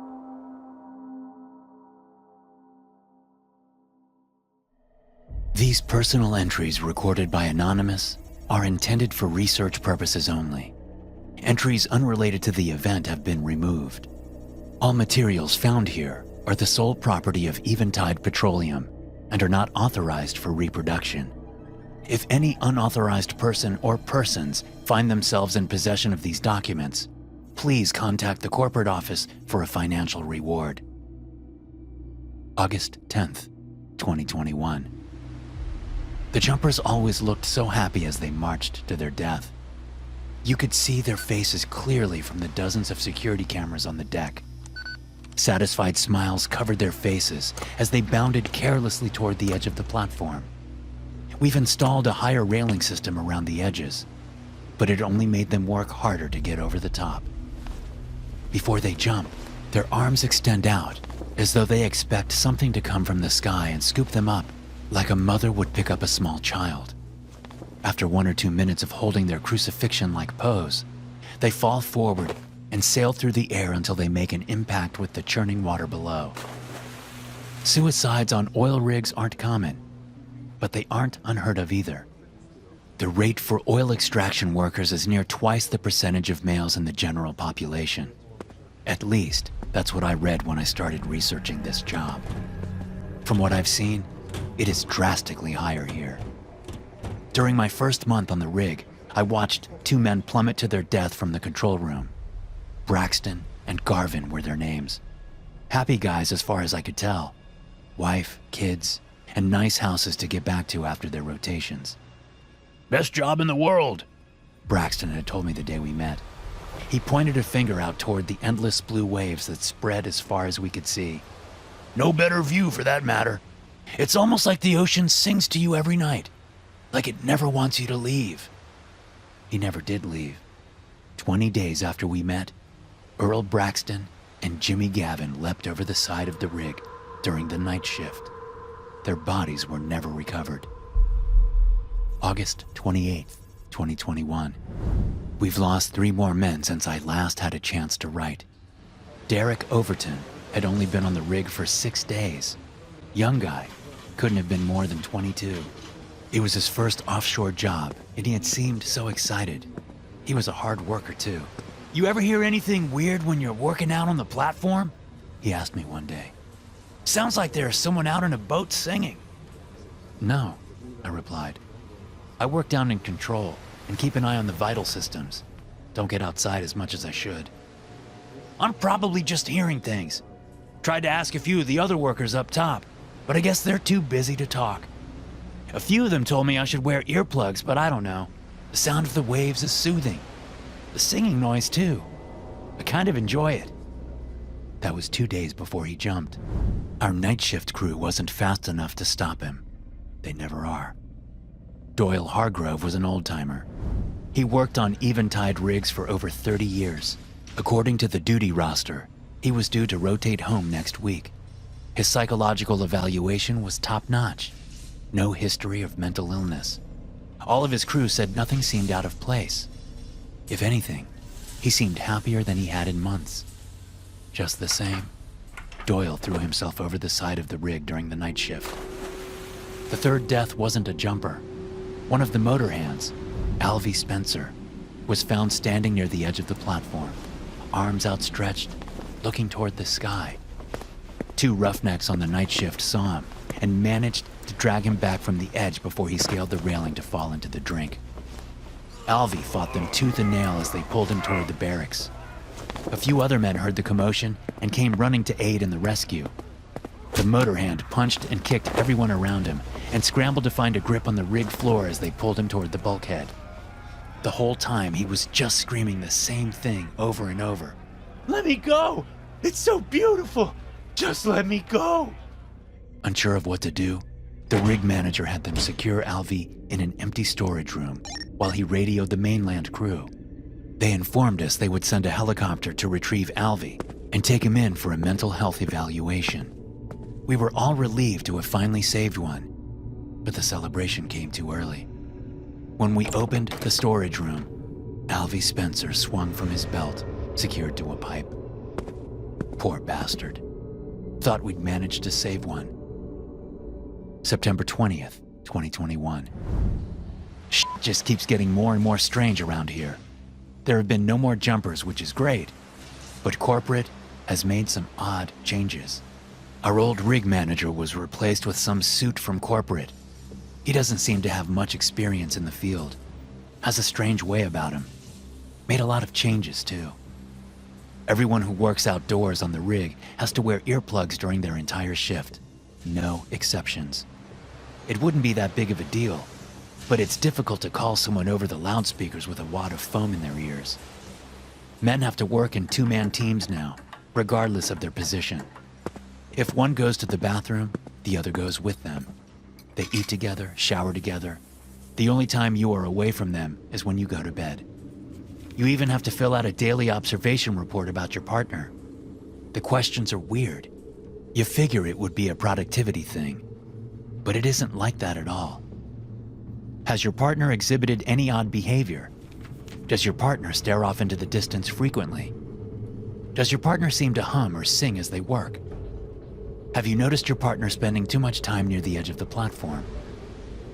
There are also tons of signs posted everywhere on the rig saying we should report any strange thoughts or compulsions to our supervisor. No telling what kind of weird stuff those poor bastards are hearing from the crew. It's almost an open invitation for bad jokes. I'm not sure what the hell is going on out here, but it may be time for a job change. My rotation is up on November 1st. It can't get here soon enough. October 17th, 2021. Working up on the deck has been a nice change of pace. We've been short on roughnecks lately, and I accepted a pay bump to help out with grunt work. Steve, my partner, doesn't follow me around too much, which has been nice. We're both old-timers, so it wasn't too hard to work out an agreement to skirt a few of the new corporate rules. Those damn earplugs annoyed me too much, so mostly I just leave them out. None of the young bucks on the crew say anything about it. Most of them have started keeping theirs out too. Not hard to manage. The suits from corporate stay inside in the air conditioning. Gives us a free run of the place. I'm more relaxed than I've been in months. Braxton was right. The ocean does sing to you. Sometimes I close my eyes and it almost sounds like a woman. I can almost see her, down below the rig, floating between the white caps. She's beautiful. It's like she's singing just for me. October 21st, 2021. Steve jumped from the platform yesterday. We were doing a security check on the railing system around the edge of the platform. They had been hastily installed as the incidents increased and the material wasn't holding up well against the salty sea spray. Bad news for the maintenance crew. "Hey," Steve said to me as I was examining the bolts fastening the railing to the deck. I looked toward him and saw him pointing into the ocean. "Look out there! Looks like a damn lady swimming in the water." "It's 15 miles to shore and there isn't a boat in sight, Steve. Your eyes are playing tricks on you." "No," he stated. "Take a look for yourself. She's waving at us. I think I can hear her singing." I stood up and looked in the direction he pointed. At first, I couldn't see anything, just the rolling blue waves. Then I saw her. Pale skin, dark hair, slender frame. She was bobbing up and down in the water. A long, thin arm waved above her head. She was too far away to make out any details of her face, but I couldn't help but think she would be the most beautiful woman I'd seen if I were a bit closer. A strange thought to have when you see a woman floating miles from the shore, but it haunted my mind. "We've got to get someone out there to help," Steve said. "Run up to the office and tell the rig manager we need to get out there to her." I ran as quickly as I could to the office and threw the door open like a bull in a china shop. It startled the men inside. Gasping for air, I told them there was a woman in the water and told them to follow me. We charged out of the office in the direction of Steve. By the time we returned, Steve was standing on top of the railing, arms outstretched. We shouted his name and ran toward him, but he never turned his head or acknowledged us. Just as we reached the bottom of the railing and began to climb up to retrieve him, he tilted over the edge and began to sail down. As Steve passed in front of my face, I caught a glimpse of his serene smile. October 30th, 2021. The rescue crew never found Steve or the woman we saw in the water. I feel like I'm going mad. The music still fills my ears as I sit here on my bunk. Layers of steel walls and bulkheads can't drown it out. It's maddening, but oddly beautiful. I want it to stop, but I also don't. It would probably sound so much better if I could get a bit closer to it. I wonder if the woman Steve and I saw is the one singing. I wonder if she is as beautiful as I think she is. Maybe she's still down there. She just needs help. I should help her. I'm going to see if I can spot her. I'll just stand by the rail for a little while, just for a minute. Thanks for watching. Be sure to subscribe and smash that like button to get notified every time I upload a new video. You can also check out some more of my animated horror stories right here. Talk nicely. Every time I found one of those damned yellow sticky notes on my monitor, I knew it would be a bad day. My secret admirer had that effect on me. The note started out kind of charming. A few polite compliments about my clothing. A note about how kind and gentle my personality was. Little XOXO signatures at the bottom. Middle school crush style. It was a bit of an ego boost, but I was happily married. My wife Emily and I had a rough stretch a few years back after I had an affair, but we got things back on track. I thought of telling her about the notes, but I didn't want to worry her. The flirtatious post-its went into the trash, and I moved on with my day. I didn't give the first dozen or so much thought, until they began to threaten me. The first note that left me with an unsettling feeling showed up 2 months after the first one. Gone were the free-flowing, delicate curves of the handwriting. Heavy grooves gouged into the paper from the heavy block letters etched on the surface. Why don't you answer me back? You could leave a note for me on your computer. It seems like you don't care. It's starting to make me angry. XOXO. At first, I laughed it off before wadding up the note and tossing it in the trash. The idea of leaving a note for my admirer was ridiculous. They had never even mentioned wanting me to leave a reply before. How the hell was I supposed to know my computer monitor was like their own personal mailbox? 2 days later, when I arrived to work, there were 2 notes attached to my monitor. The first one was the angry message from a few days before. It had been uncrumpled and smoothed out. Underneath sat another note on clean, uncrinkled yellow paper. You just wad up my messages and throw them in the trash? What the hell is wrong with you? You used to be something special to me, but now I see you're just like every other guy I've met. I was wrong about you. You're a piece of garbage. XOXO. I felt a mixture of anger and relief at the note. Whoever this woman was, she didn't know me well enough to make judgment calls like that about me. At the same time, it seemed like this could be the end of the whole strange ordeal. That time, I put the notes in my pocket and tossed them into a trash can in the parking garage on my way home. Whoever was leaving them, they were checking the trash in my office. With any luck, they would move on and get over their fixation. No such luck. Only a few days later, there was another sticky note on my monitor. This time it was neon green.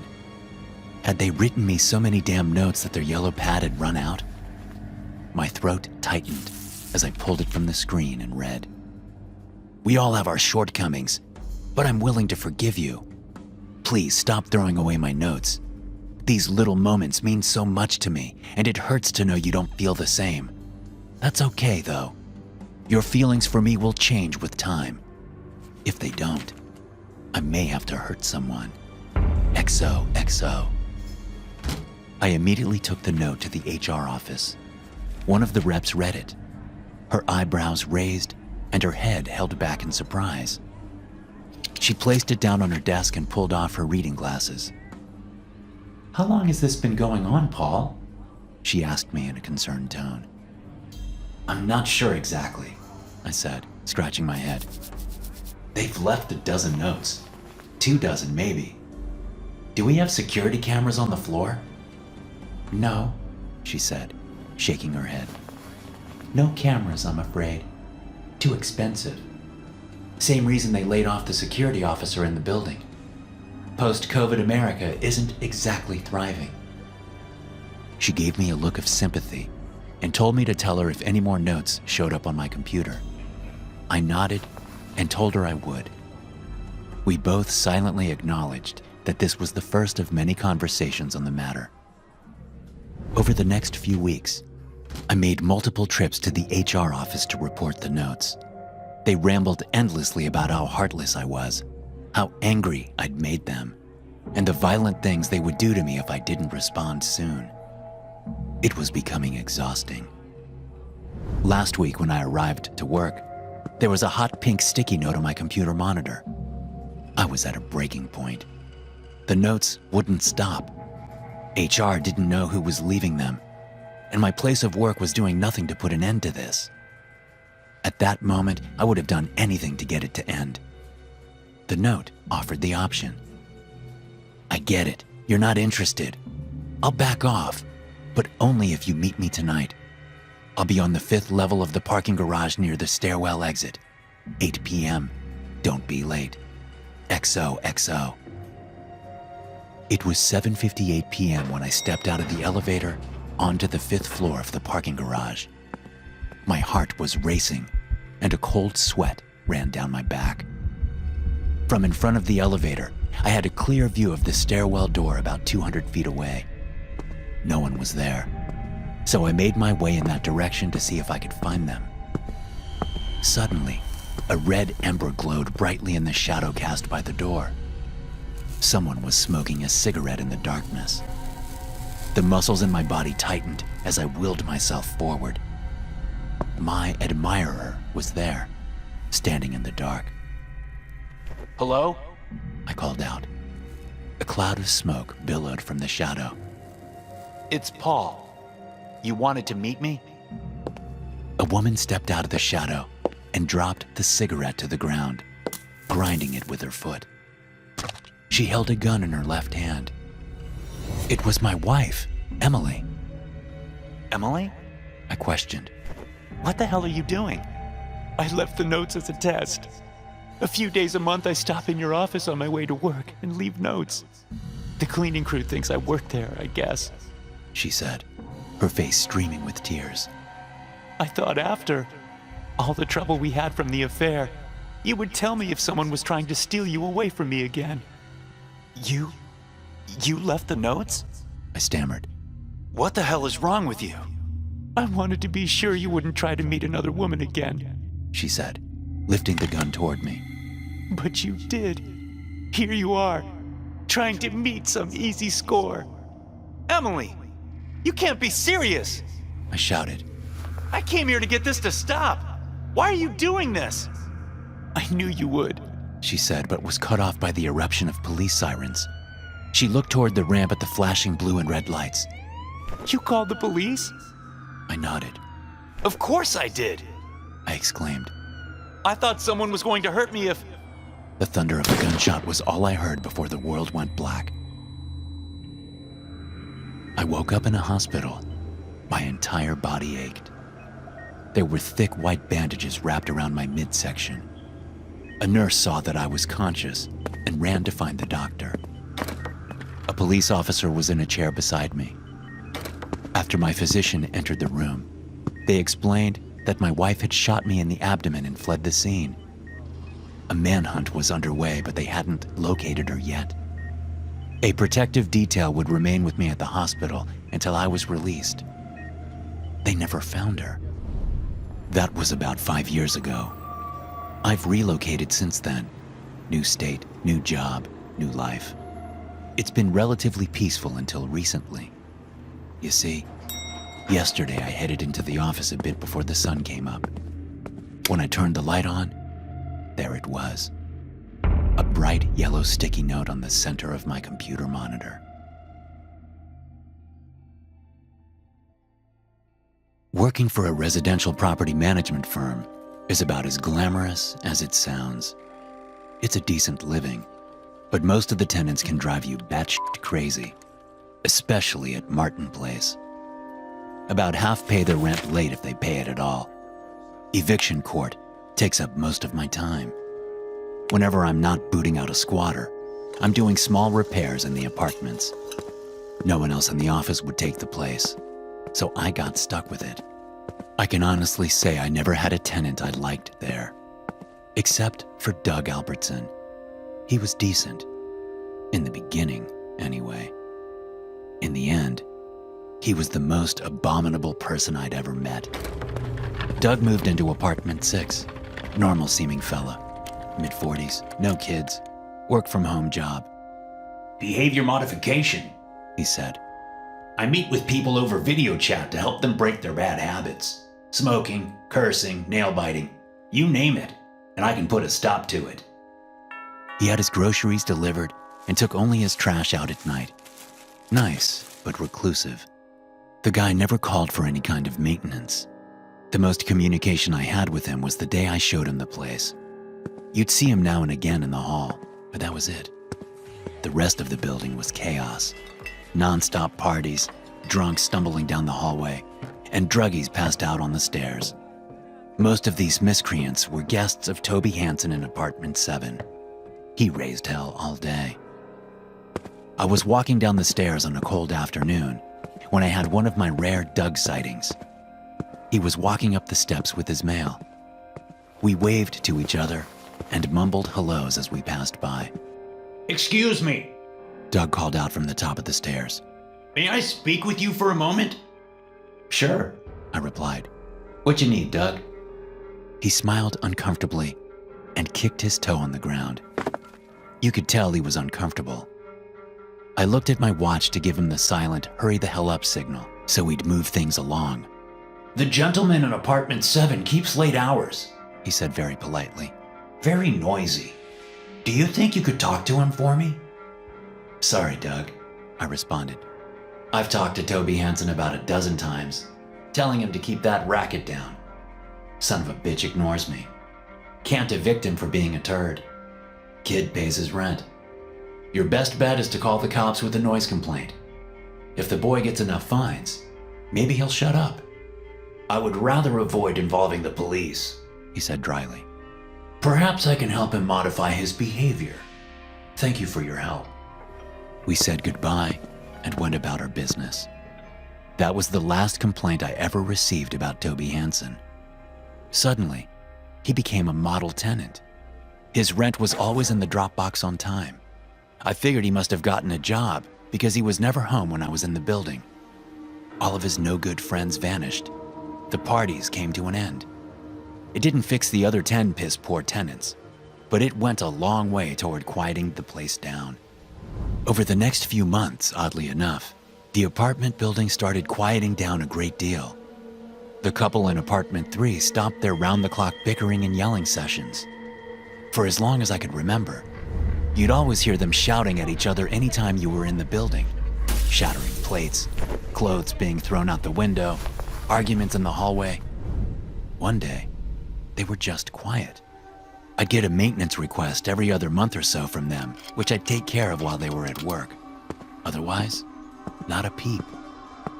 I popped by the building on the 2nd of the month to check the rent box and was surprised to see Doug again.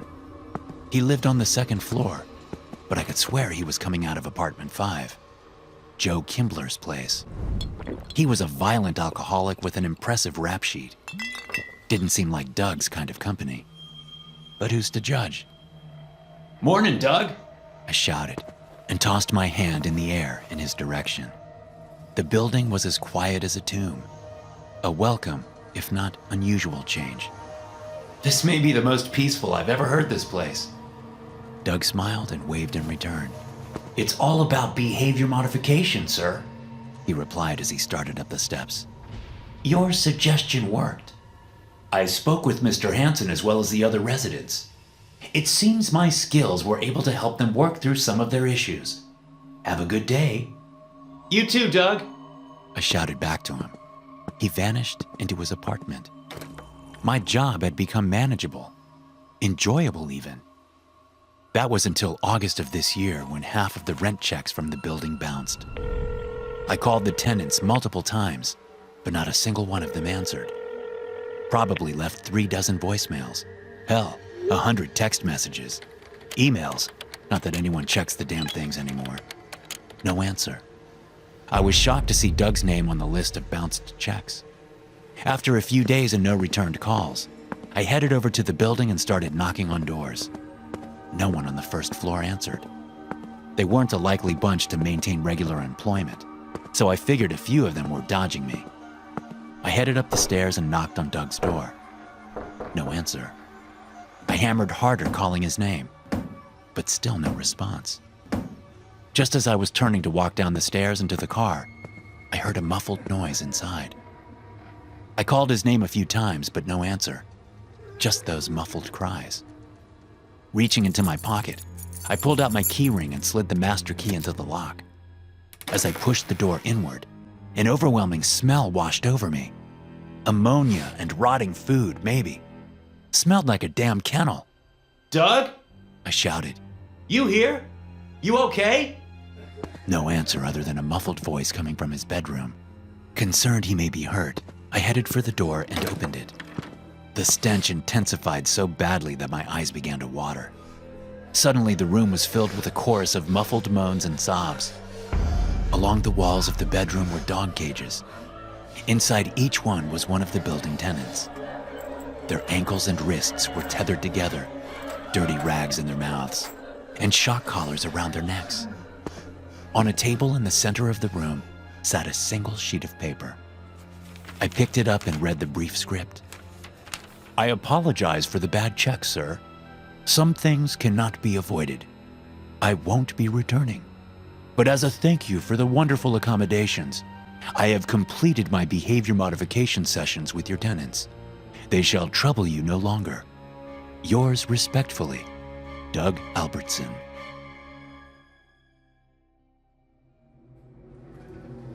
Is the recorder on? I don't see the red light. Wait. Okay, I see it now. Sorry, I'm just a little nervous. Look, Bob always seemed like a decent enough guy. He was a little quiet, sure, but very friendly.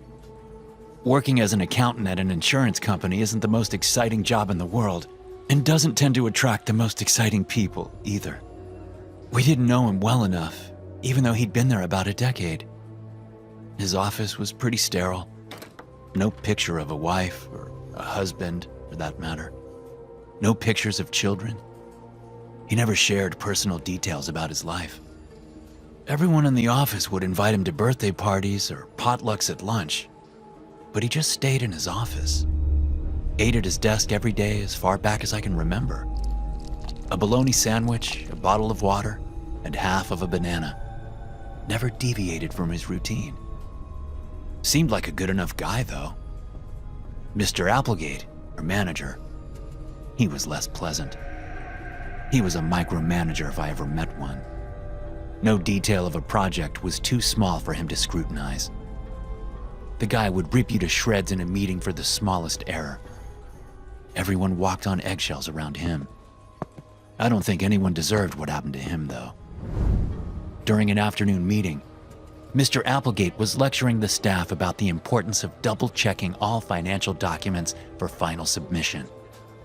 Our error percentage on financial reports last month had increased from 1% to 1.5%. In our favor, mind you. But that was beside the point to Mr. Applegate. And who do we have to thank for making us look like a cluster of morons to the head office? Mr. Applegate asked us dramatically. Bob Brooks, accountant extraordinaire. Stand up, Bob, so we can give you a round of applause for sending out the wrong numbers. Bob stood hesitantly as Mr. Applegate clapped loudly. No one else joined him. We just felt bad for Bob. We'd all taken our share of insults over the years, but we'd never seen Mr. Applegate go after Bob. Sometime in March, Mr. Applegate stopped showing up to work. It was out of the blue. He had worked there for over 20 years, and you could set your watch by the time he walked in the door each day. Things went on as usual for a few days, but it became clear he wasn't coming back. He ignored every phone call or email sent his way. A rep from corporate stopped by at the end of the week and called Bob into the conference room. The rep had decided Bob would be our interim manager until the position was filled. Most of us were indifferent. He wasn't anyone's friend, but no one disliked him. To our surprise, Bob was a fantastic manager. The office ran more smoothly than ever. Productivity was up. We weren't being micromanaged. Bob stayed in his office most of the day, unless he needed something specific, which wasn't often. He took care of the corporate side of things, and we took care of the day-to-day operations. It was nice, really. At the end of the last quarter, Bob surprised us with a big announcement. According to the main office, he said quietly, our numbers are the highest in the state. You have all done excellent work. As a reward, we will have a barbecue in the empty field beside the parking lot. I will put a sign-up sheet on the break room door for sides and drinks, but I'll bring the main course. With that, he headed back to his office. The day of the cookout arrived and we all met in the field at the end of the day. A few of those folding tables sat on the edge of the parking lot by the field covered with food. You know, casseroles and dips, things like that. There was Bob, standing behind the grill cooking steaks and smiling happily to himself. We all ate until we thought we'd be sick. I'll be damned if that wasn't how it turned out. Anyway, the part you wanted to know. We had just finished packing up from the barbecue. Bob sat in front of me at the exit onto the main road. I guess he didn't see the car coming when he pulled out, and the red Jeep clipped the back of his van, knocking open the back door and sending his white cooler crashing to the ground. That's when I saw it. Couldn't tell exactly what it was at first.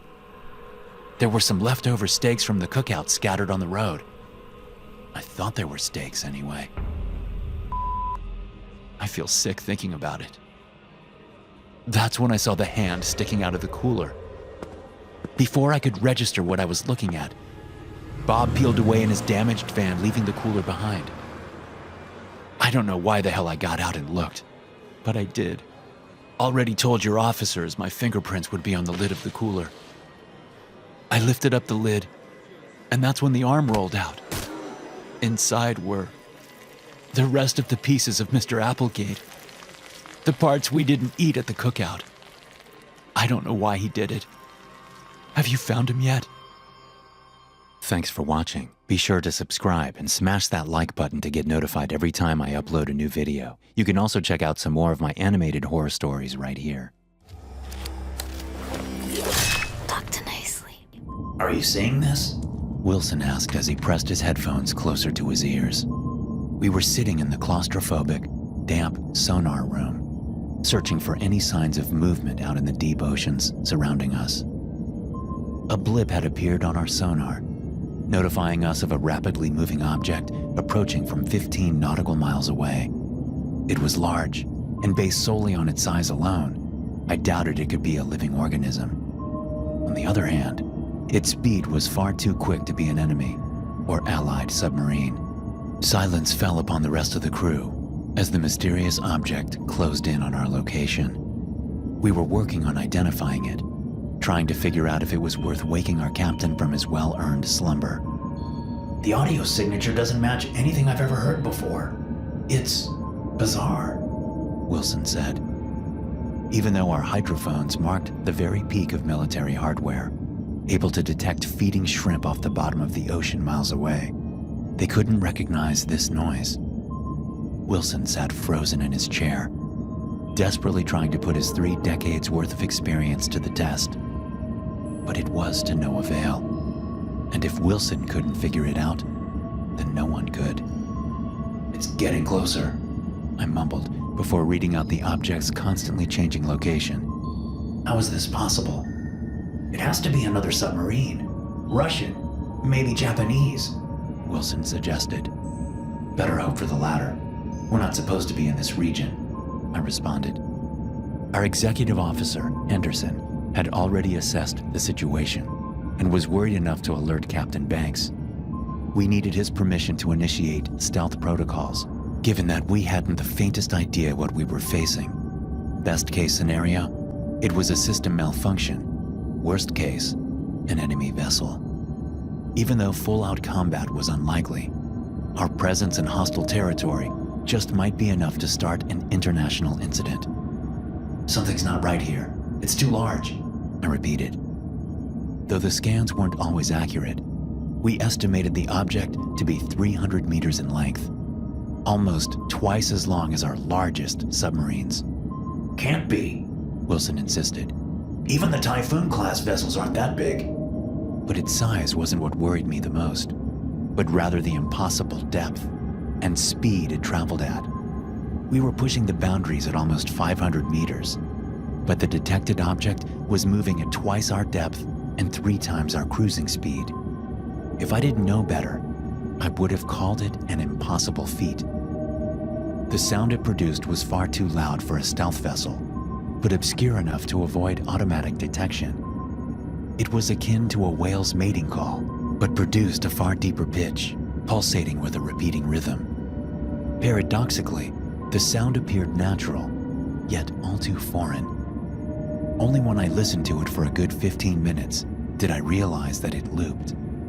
Almost like a song played on repeat, as if someone was sending a message desperate to be read. I don't like this. Wilson said. We need to leave.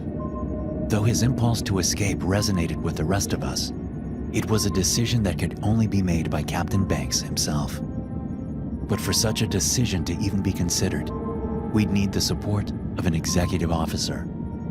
Our officer without authority still seemed unfazed by the approaching threat.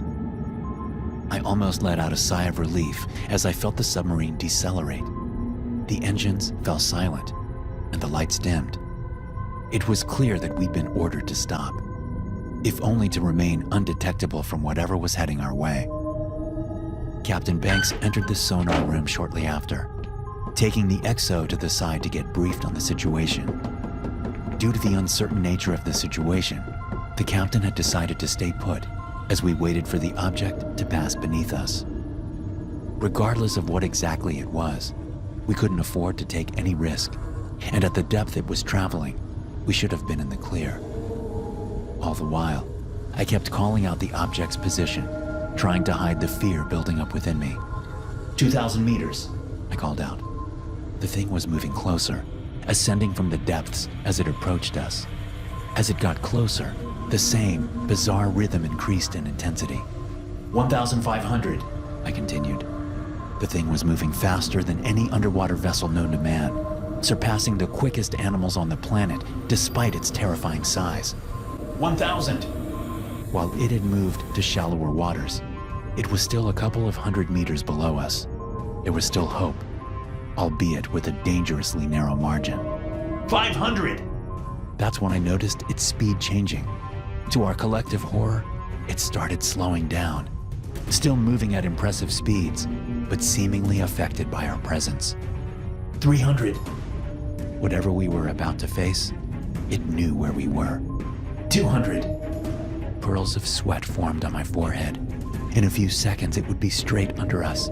The captain ordered all personnel to report to their designated stations and to prepare for a possible battle. 100. Then it halted directly beneath us, just 100 meters deeper than our position. The crew fell silent, and the audio we'd picked up suddenly ceased. If not for our sonar readings confirming its location, it might as well not have existed. A minute passed as we waited for something to happen. I wondered if a preemptive attack might have been our best shot at survival. But short of dropping a ton of mines on the thing, we had few means with which to fight something more than twice our size. Then I wondered what it looked like. But even with cameras on the underbelly of our vessel, there wouldn't have been enough light to penetrate the darkness at our current depth.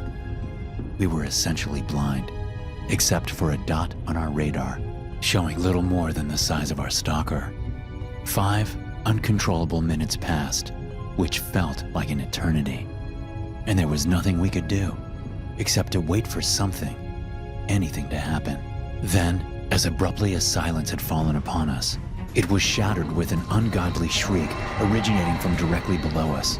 With the ungodly sound, we also detected sudden, rapid movement, shooting up towards us at impossible speeds. Brace for impact! Captain Banks let out, far too late for anyone to get to safety.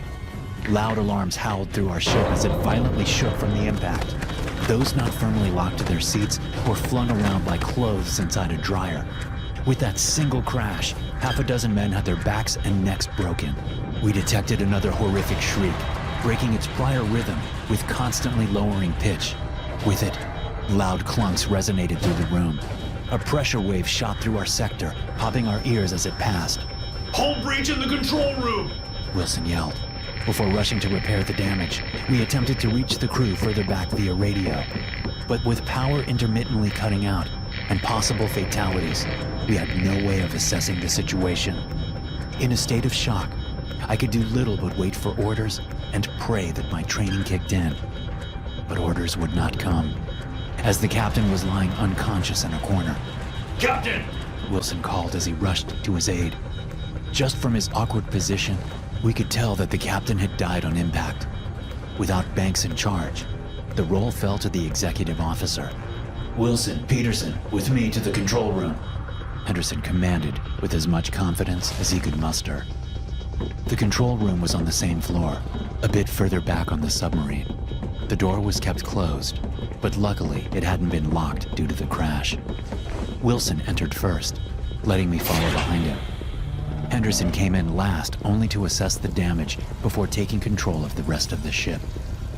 While calling for backup was essential, stabilizing the vessel was our main priority before making a swift escape to the surface. Before us lay 5 crewmen, dead in 3 feet of water. Several beams shot into the room at high pressures, leaving us with limited time to seal them off. Still, if we were able to at least patch the damage up, the control room would be left semi-functional. We stepped over our dead friends, hurrying to fix the damage. Only then did my training kick in, allowing us to quickly stop the heavy flow of water. Peterson, you hearing this? Wilson asked once the last drop of water had entered the ship. I readied my ears, and just beneath the howling alarm, we could hear the faint sound of metal settling under pressure. Since we hadn't yet reached critical depths, I could only assume that whatever had attacked us was holding on in an attempt to crush us. How is it doing that? I asked, not really expecting a response. I don't know, but we better not stick around for an answer. Wilson shot back as he tried to get the comms working. Hello, do you copy? He asked as the radio came to life in a static mess. This is Leading Petty Officer Ian Wilson, reporting from the control room. Please respond. He was trying to contact the crew at the torpedo room, but none responded. Either they had perished during the first attack, or the station had flooded beyond the point of usefulness. Either way, with the monstrosity outside trying to crush the sub, we had to fight back with any means possible. We rushed back to the sonar room where Henderson had gathered the remaining survivors. He had shared our train of thought and had sent a team to assess and repair any damage done to the torpedo tubes. What remained in the rest of the submarine was a skeleton crew ready to fix any hull breaches.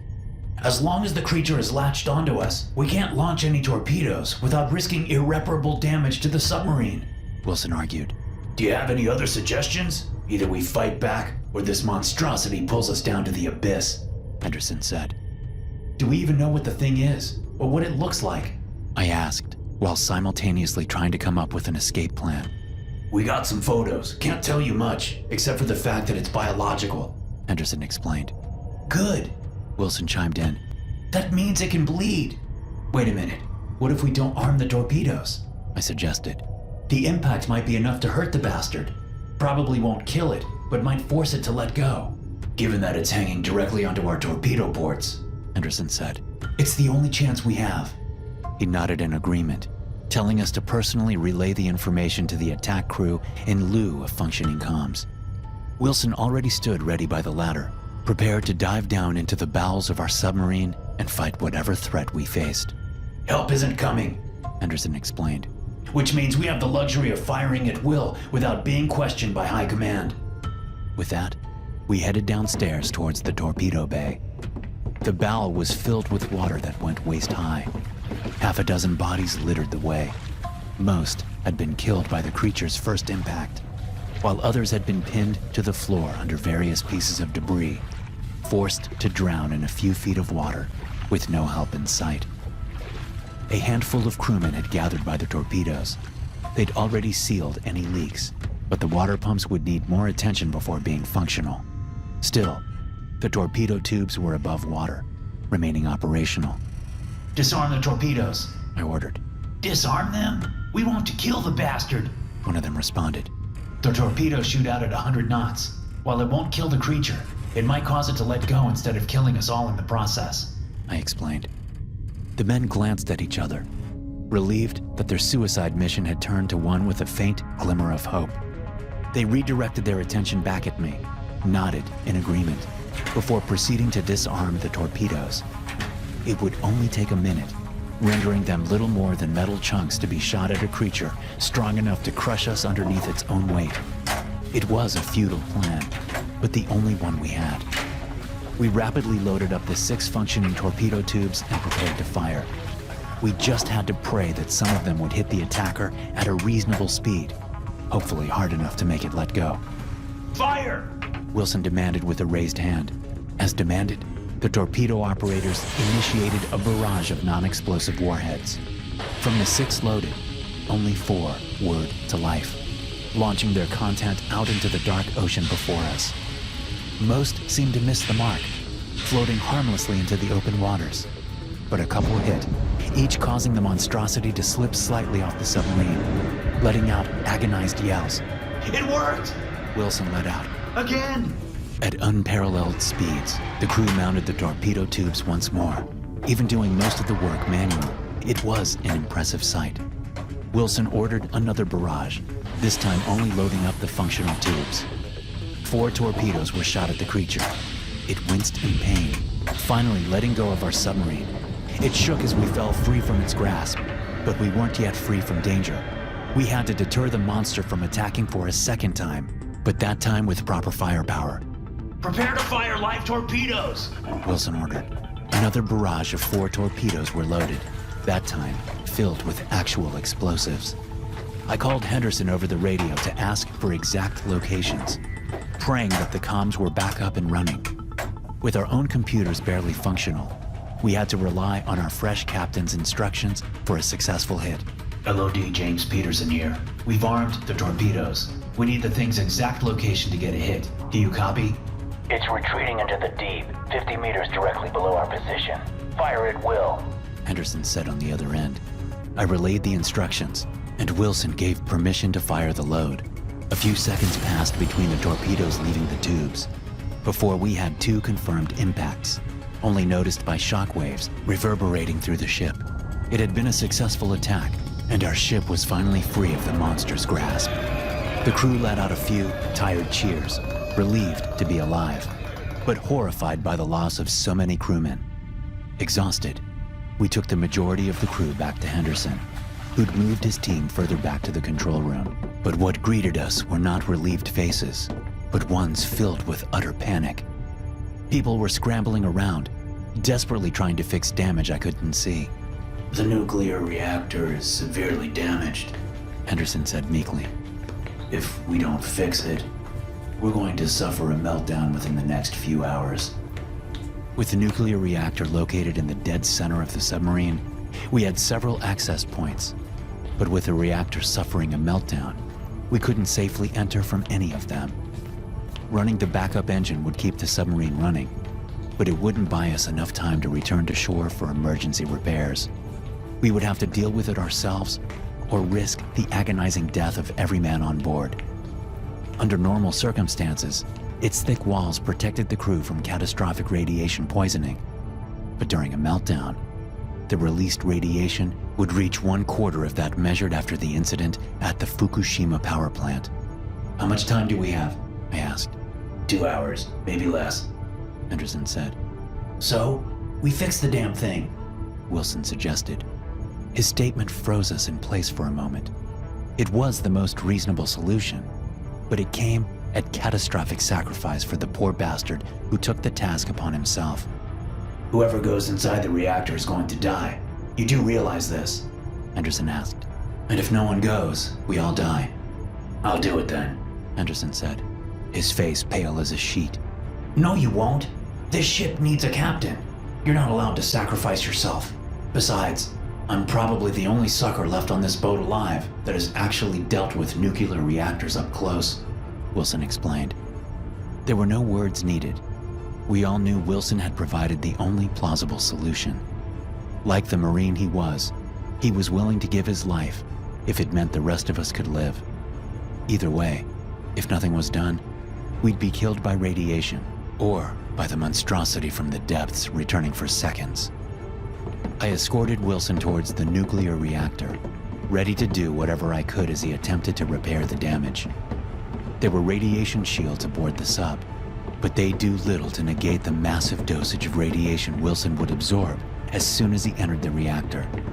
It doesn't have to be you, I argued as we got close, knowing full well that no one else could repair the damage before we suffered a total meltdown. He ignored me and got suited up for the mission. While it wouldn't save him, it might buy him a few extra minutes to work on the reactor. I ain't got nothing to say. I'm just doing my duty. No family to say goodbye to. Nothing back on the mainland waiting for me. This was always where I'd end up, kid. Just let me do this one thing." Without further hesitation, Wilson entered the reactor room. I stood outside, watching him through cameras placed on the inside. They were meant to give a safe view of the reactor to determine the damage before entering. But most of the time, the disruption wasn't visible to the naked eye. Yet, Wilson headed straight for the problem and set to work. It would take about 10 minutes for the symptoms to set in, at which point death would follow shortly after. Just the act of opening the door had exposed me to an unhealthy dose of radiation, but the sickness I'd experienced would pass within days, while Wilson would decay within the next couple of hours. Not a single word was spoken as I watched Wilson slowly die. I just stared as he worked, listening to the shrieking creature preparing for its next attack. It was a race against time. One Wilson would lose, but in the act, we might stand a chance. 20 minutes passed, at which point Wilson's hands were visibly shaking. Our crew had shot out a few more torpedoes, but they were running out, at which point the creature would certainly attack again. Then, without speaking a word, Wilson took a step back from the reactor to observe it. He stood there for a few seconds, making sure the thing was working, before collapsing on the ground. The systems were stabilizing, a fact noticed by Henderson, who gave the order to start an emergency ascent. I wanted nothing more than to rush to Wilson's aid and drag him out of the reactor room. But even had I gotten him out, he was already a dead man. Alas, my sorrow would be interrupted by another violent shake of the submarine, undoubtedly caused by our last torpedo. Alarms sounded throughout the vessel once more, calling each crew member to their station for our ascent. Without pause, I rushed to the control room, where I found Henderson and his team scrambling to reach the surface. "We're getting the hell out of here," He said as he saw me. "Get to your station." In the state our vessel was in, the rapid ascent might just have killed every single crewman on board. Still, it was a risk we had to take with the monster still chasing us. With no torpedoes left, we had to rely on speed we didn't have, and pray we could outmaneuver the thing. 400 meters. One of the men called out. It's getting closer. Another yelled. 300. The hull creaked from the rapidly dropping pressure, causing my ears to pop once more. 200. Something hit the submarine, causing another hull breach. It's here. Keep going. Henderson ordered. It hadn't been able to grab a hold of us, but the damage it caused with each hit was catastrophic. 100. The rapid change in pressure wasn't only harmful to us, but it affected the creature as well. It let out a horrific, soul-shattering yell of agony, still crashing into the submarine. It ripped another hole in the hull, causing the turbines to flood. If we didn't reach the surface immediately, we'd sink back to the abyss. Then I saw sunlight, just a few rays shining in from some of the newly formed holes in the hull. We closed off the damaged sections as best we could, hoping to remain buoyant until help could arrive. The creature let out one final shriek, but never surfaced alongside us. The damage it had sustained was too much, causing it to flee back to the depths. With the realization that we'd made it up alive, a few of us ventured up to the top side to inspect the true extent of the damage. Long holes had been torn along the sides, with massive, gray teeth left behind around the torpedo tubes. It dawned on me then that we'd been stuck in the jaw of the ancient being. It had tried to consume us, biting down on the hard metal. The torpedoes had been just enough to rip through the beast's flesh, tearing its teeth out. I do not know what attacked us on that day, nor am I planning a return to the ocean anytime in the future. Our submarine was quickly decommissioned following the attack, with false claims that it had failed its sea trials, a cover-up claiming no crew was lost that day. So, I'm here to share the story, in respect of those who were lost, and out of respect to Wilson, one of many heroes who perished at sea. Also, it turns out that most of you guys who watch me aren't actually subscribed. So if you like the content and want to support the channel, go ahead and hit the bell. It's free, and you can always change your mind later.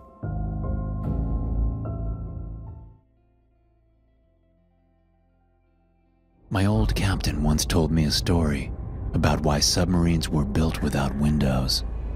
He would explain that the first underwater vessels were created with little glass panes, giving an insight into the darkness of the ocean depths. A world rid of light, never meant to be seen by animals wandering on land.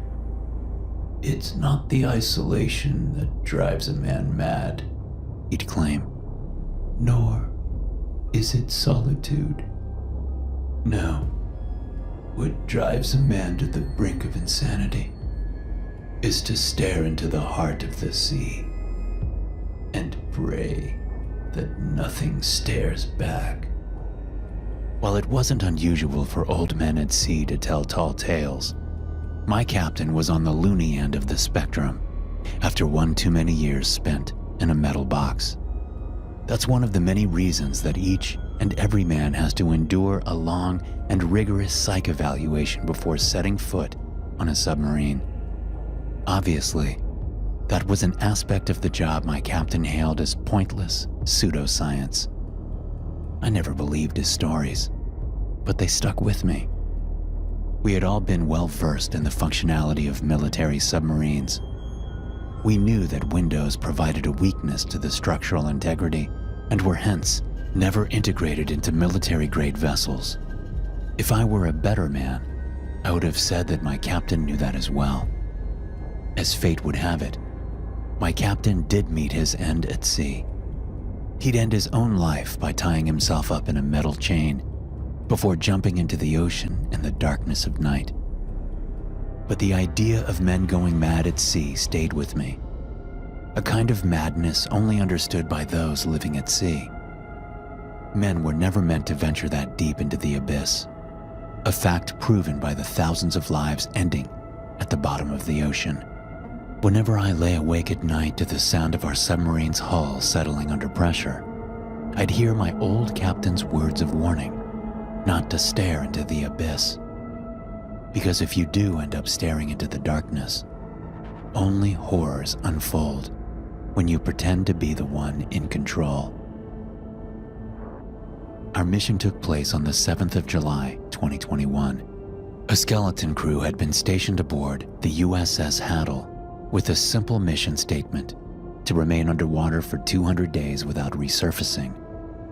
While the task wasn't a technological feat with modern nuclear reactors, it proved a more logistical challenge. Food supplies, mental stability during prolonged bouts without sunlight, and fresh air. How long could we stay in the depths before shattering our minds? Not many volunteered for such a mission, but the pay was great, and we weren't expected to face any real dangers during our tenure at sea. Essentially, we were paid to practice, and most of us were promised an honorable discharge following the mission's end. Alas, most of our crew would never again feel the touch of the sun upon their skin, nor let their lungs fill with fresh air. They were fated to draw their last breaths of recycled oxygen as darkness enveloped their last moments on Earth, gone and forgotten by those still on shore. I first realized something was wrong 117 days into the mission. It was subtle at first, with decreasing banter among the crew, less idle chatter. Those affected seemed to isolate themselves, rising from bed only to work, never partaking in any leisurely activities. With the change, our weekly psych evals were upped to twice a week. I figured the isolation at the ocean's depth was getting to them, but something about the situation still seemed off. No one else seemed to talk about it, but whether their silence came from fear of an early mission ending or because they didn't notice, I couldn't tell. To most, it must have felt like a game of chicken, with 50 Marines rushing towards certain insanity. None were ready to be first to admit it. After all, a bit of ocean blues was certainly worth the promised prize, which would only be granted if we completed the mission. Failure meant we'd be sent back to our original stations, places where we might even engage in active combat duty. As a man who'd already been shot twice, it was an experience I didn't long to repeat. I didn't long for my bi-weekly sessions with a department shrink either. He was a middle-aged man, clearly not built for the depths of the ocean, but he seemed to power through it. Each time we met, he'd pry into the deepest pits of my mind, looking for any flaw or break in the fabric of my thoughts. You seem nervous. Dr. Rikers half-stated, half-asked, as he noticed me evading his gaze. I'm not a fan of having my thoughts analyzed, I lied. Truth be told, I didn't much care for psychology. I had approached our initial meetings with a relatively nonchalant attitude, but something had changed in the past 2 months. The atmosphere aboard the USS Hattle was no longer the one I knew and loved. Something darker had taken over. Even our fearless captain had seemed to pull away from his official duties, only showing up when absolutely necessary. Listen, James. You can stay cold for the next 80 days of the mission. You can try to pretend like nothing has changed. But we both know that would be a lie. I see it every day, and so do you. Now, I can't force you to talk about it. But are you really ready to look me in the face and lie about what's going on with the crew? I looked up at him. It was the first time anybody had openly spoken about the eeriness surrounding our mission. We'd all tried so hard to deny it, fearing that the mission would end if we so much as mentioned it. And while I'd long since admitted defeat, I couldn't be the one to let down the crew. So, when someone else finally brought it up, I felt relieved. You worry about the future of the mission, he said confidently. Well, let me explain something to you. Talking about your thoughts won't force us to resurface. But if you keep ignoring it until you have a nervous break, I will be forced to report that to high command. You are not the only one feeling it, James. But I can't help you solve the problem you choose to ignore. He'd never been one to speak much. He rather listened, took notes, and gave small comments as insights into my thought process. But hearing him practically read my mind didn't frighten me. Instead, it made me feel calmer. Up until that point, I hadn't realized how desperately I needed to talk about what I'd seen. I couldn't hold it in any longer. Quinn, I mumbled, pausing as the words got stuck in my throat. Stephen Quinn? Are you referring to the LPO from Section 3? He asked. I nodded. Why don't you tell me what happened to him? As if you don't already know, I argued. I know, but I wasn't there. So, I'll ask again. Why don't you tell me what happened? Unable to argue, I decided to finally cut my baggage loose and tell Rikers what had happened to the crew of Section 3. I'd been reassigned to turbine maintenance a couple of weeks prior. 2 of the crewmen had suffered some pretty severe burns following a malfunction that to this day hasn't been explained to us. The steam would have blinded them if not for the protective gear, but it did little for their torsos. We all figured that was it, that we'd be forced to return to the surface.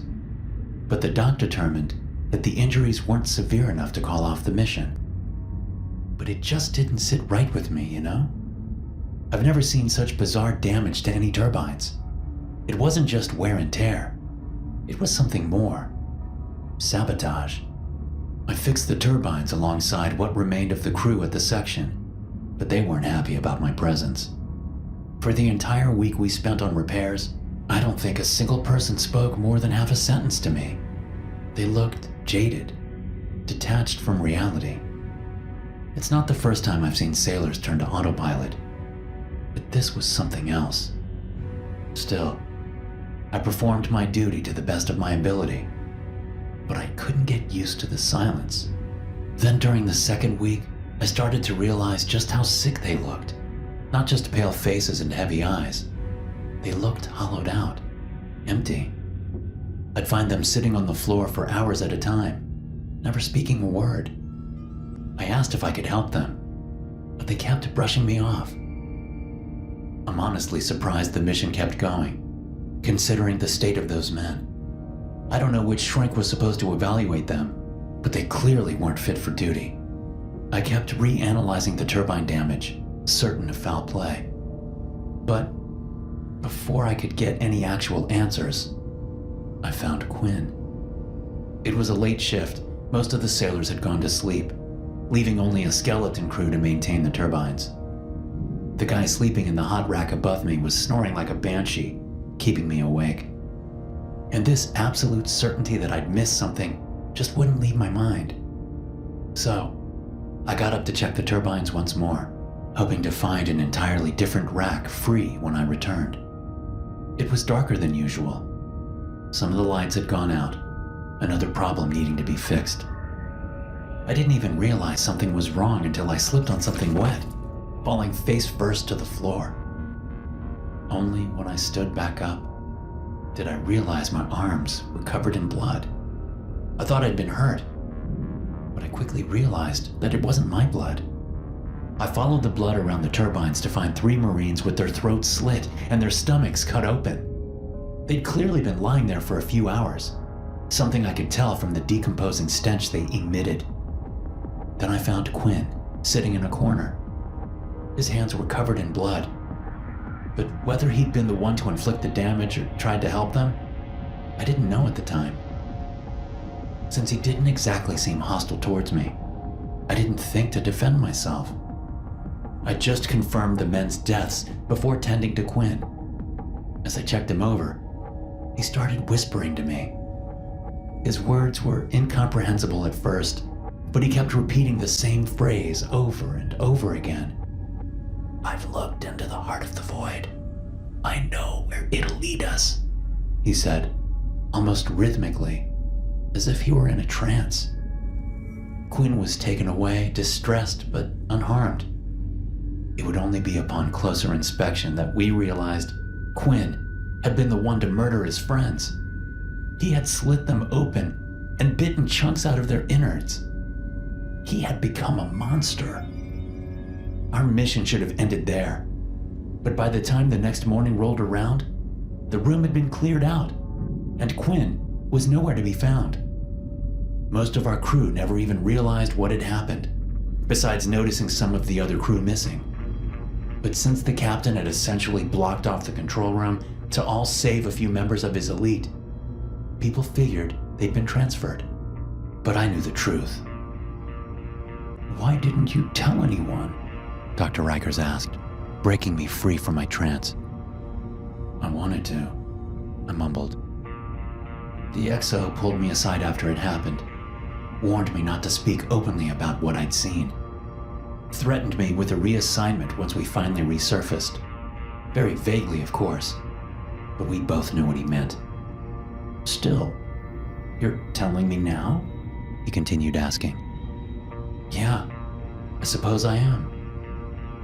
I couldn't quite explain the impulse I had to tell Rikers the truth, but my gut was ordering me to do so, as if I knew he could help us. "I'm glad you trusted me," he said. "And you're right. Something is happening to the crew aboard this submarine. We have to convince the captain to resurface." "He doesn't seem exactly interested in talking to the crew," I said. "He's been locked in the control room with his team for the past 3 days." "If he refuses to listen, there are other options," Rikers started. "But we need..."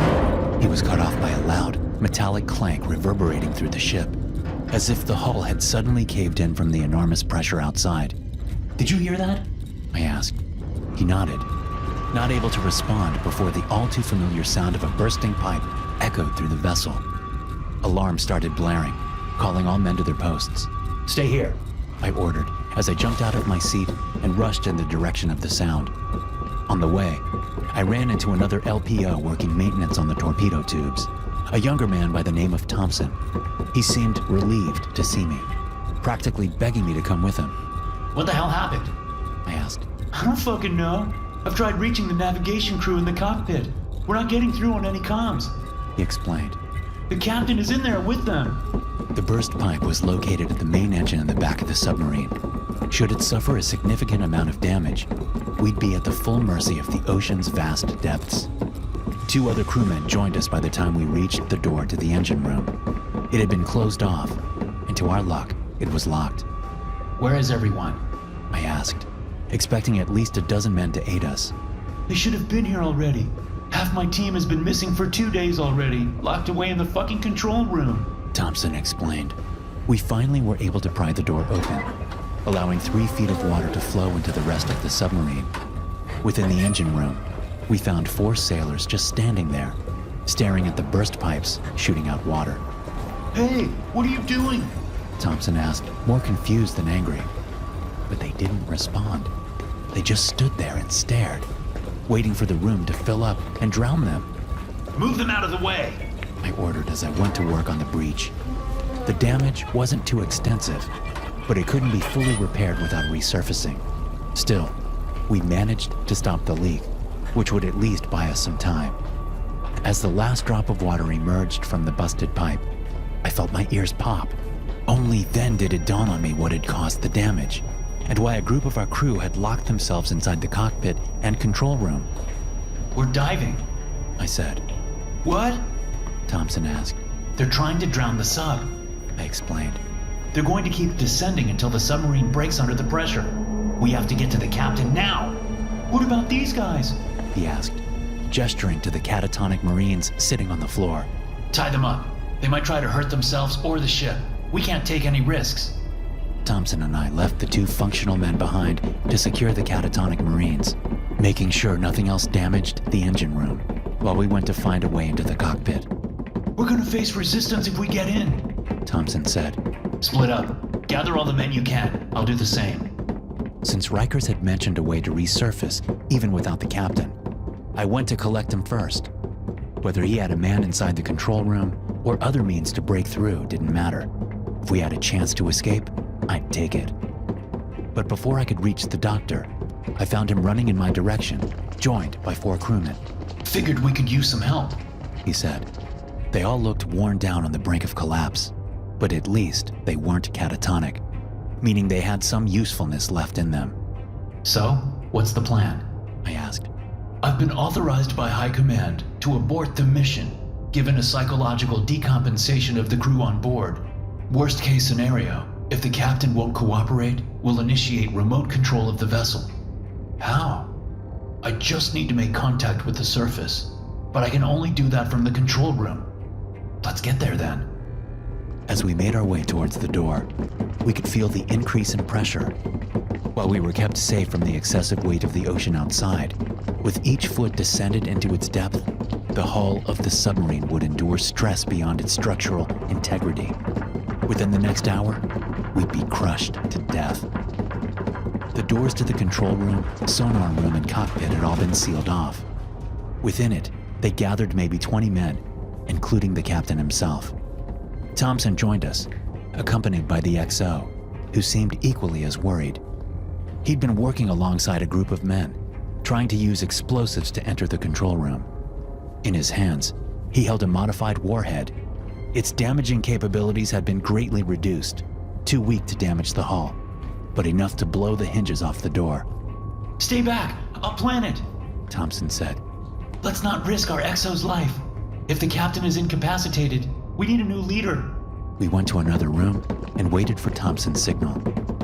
Within a minute, he had the bomb set up, primed it, and ran back towards us. He threw himself into the room just as we closed the door, feeling the pressure of the explosion within. It was exceptionally loud, and despite the door's protection, we still felt the heat. Black smoke poured out as we opened the door, clearing quickly, but leaving behind a misty atmosphere. Let's go! Thompson ordered. We rushed through the smoke, barging into the control room. While we were ready for a fight, we all prayed not having to wound or kill the men that had been our friends and brothers only days prior. Something had broken their minds, but it didn't mean they couldn't be fixed.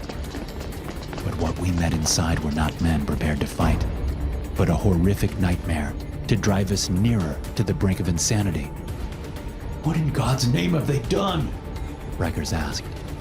Before us lay the mutilated corpses of a dozen sailors, each of them with their throats cut and various wounds to their abdomens and chests. The entirety of the floor had been painted red in blood, with chunks of guts strewn across it. We were frozen by the sight, but the creaking of the breaking hull quickly brought us back to attention. A time for morning would come, but first we had to act. We have to get to the cockpit, Thompson said. I'll stick with the dock. Try to regain contact with the surface, I said. Once again, we split up into two groups. Thompson quickly led the charge up into the cockpit alongside the XO and a handful of Marines, while the rest of us took care of the control room. But no sooner had we entered before 3 gunshots shot through the silence. Dr. Rikers fell to the ground clutching his leg, while another sailor fell dead from a gunshot wound to his head. The rest of us dove for cover, none of us having had access to the gun locker. All the while, the shots continued, shooting wildly around the room. Rikers, are you okay? I screamed over the hail of gunfire. I'm not sure. There's a lot of blood, He said in shock. Even through his clothing, I could tell they hit his femoral artery. If we didn't get him help quickly, he'd be dead in minutes. The sound of bullets was quickly replaced by the repeated clicks of an empty mag, pummeling the room into an awkward silence. With that, we stormed inside, quickly pinning the deluded man to the ground. There were 3 other Marines sitting around the room with various self-inflicted wounds. While they were in no condition to fight back, their presence sent shivers down my spine. The void is waiting. It's time to join the abyss. Look into its eyes. They mumbled silently. I turned back to Rikers, whose face had gone pale, sitting in a pool of his own blood.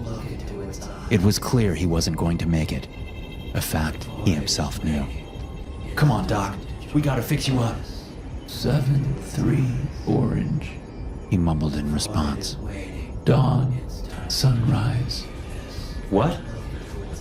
High command. Tell them.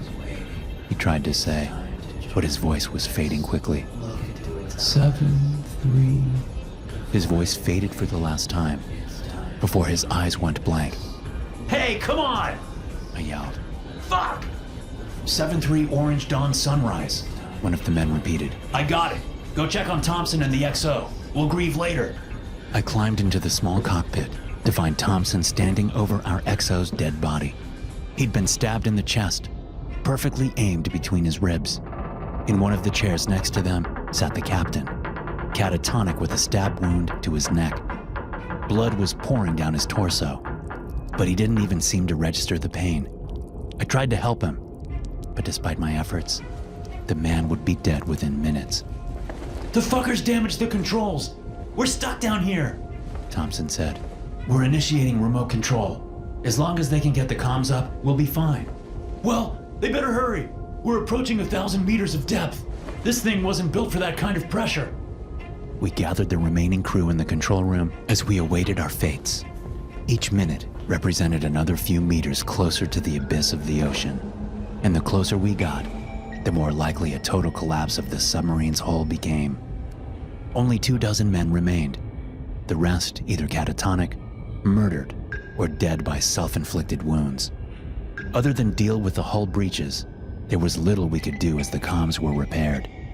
Then, as I expected the pressure to finally kill us, the radio came back to life with a static noise. This is USS Hattle. We're requesting immediate assistance. Please respond. The radio operator yelled into the radio. We hear you loud and clear, USS Hattle. We're initiating remote control. Code 73 Orange Dawn Sunrise. Copy that. Without further questioning, the team on the surface took control of the sub. I almost fell to the ground as it halted in its dive, quickly reversing directions towards the surface.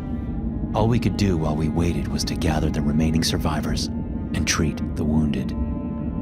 But as we got closer to the surface, I didn't feel relieved to be leaving. I felt sad, homesick.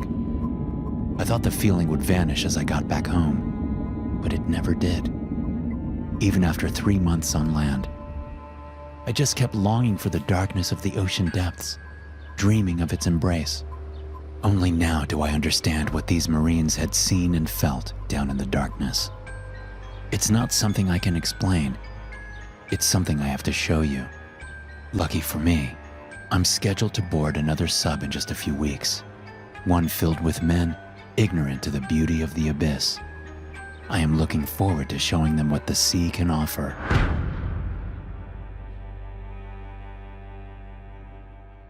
This is UNSC Saturn. We are the last known capital-class vessel traversing these oceans. If you can hear this, you are not alone. Lawrence spoke into the speaker for the 1000th time. He uttered those words with such an undying sense of hope and wonder, as if there still might be other survivors remaining in the ocean. It's currently the 19th of September, 2392. I am speaking to you from the communications center aboard this vessel. We're holding 5,000 sleeping souls, all waiting for a time we can finally resurface. If you are out there, if you are struggling, we can help. We have food, we have cryo tubes, and we have a self-sustaining biome. Please, if anyone can hear this, respond. The last statement sounded less optimistic, and more like a cry for help. Lawrence was the last member of our crew even bothering to provide daily, custom messages with the actual date and message of hope. The rest of the crew would record a message on their first day awake, and let it play on loop as protocol dictated. But Lawrence was different. Despite spending the past century in a stasis wake cycle, he still believed other survivors existed out there in the ocean. I admire what you do, you know, I said, as I watched him turn the radio off. If you admire me so much, why don't you send out a couple of these messages? He said sarcastically. I'm just not as outgoing as you, I joked. We sat silently in the dark halls of the communications center.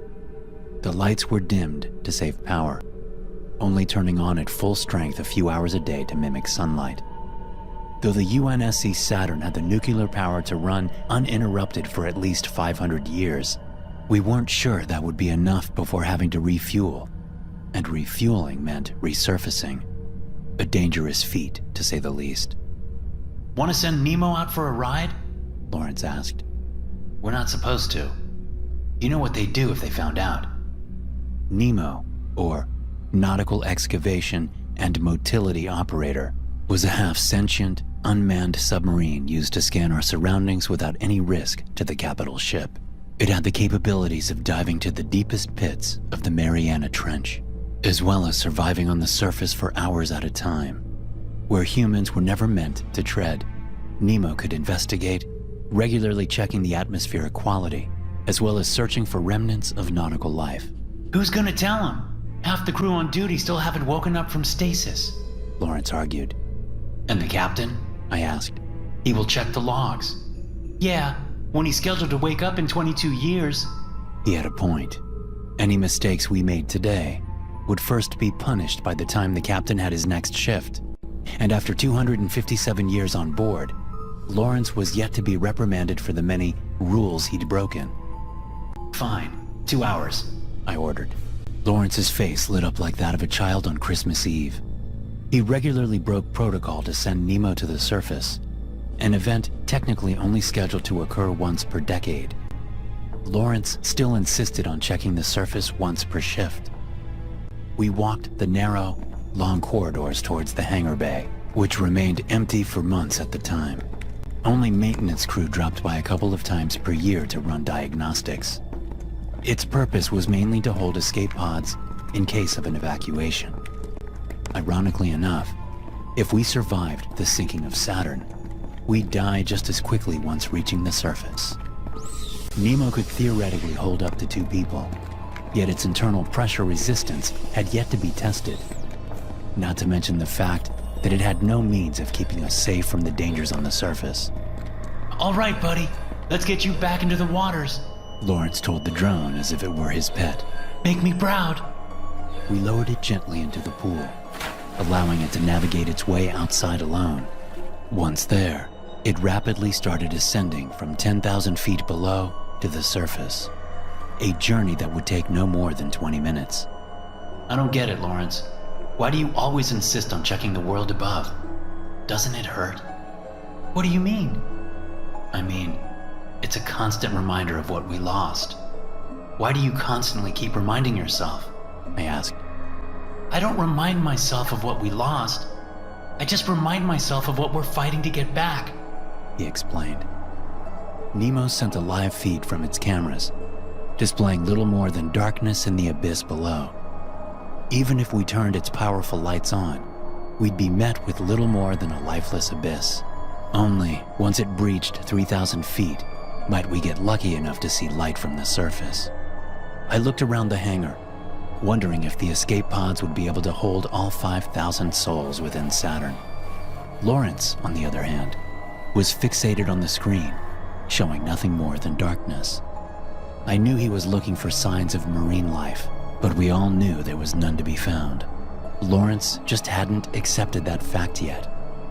Before long, Nemo had caught the first rays of broken sunshine, penetrating the shallow parts of the ocean, and as always, a look of wonder appeared on his face. Yet, all we could see during the ascent were bubbles and refracted light.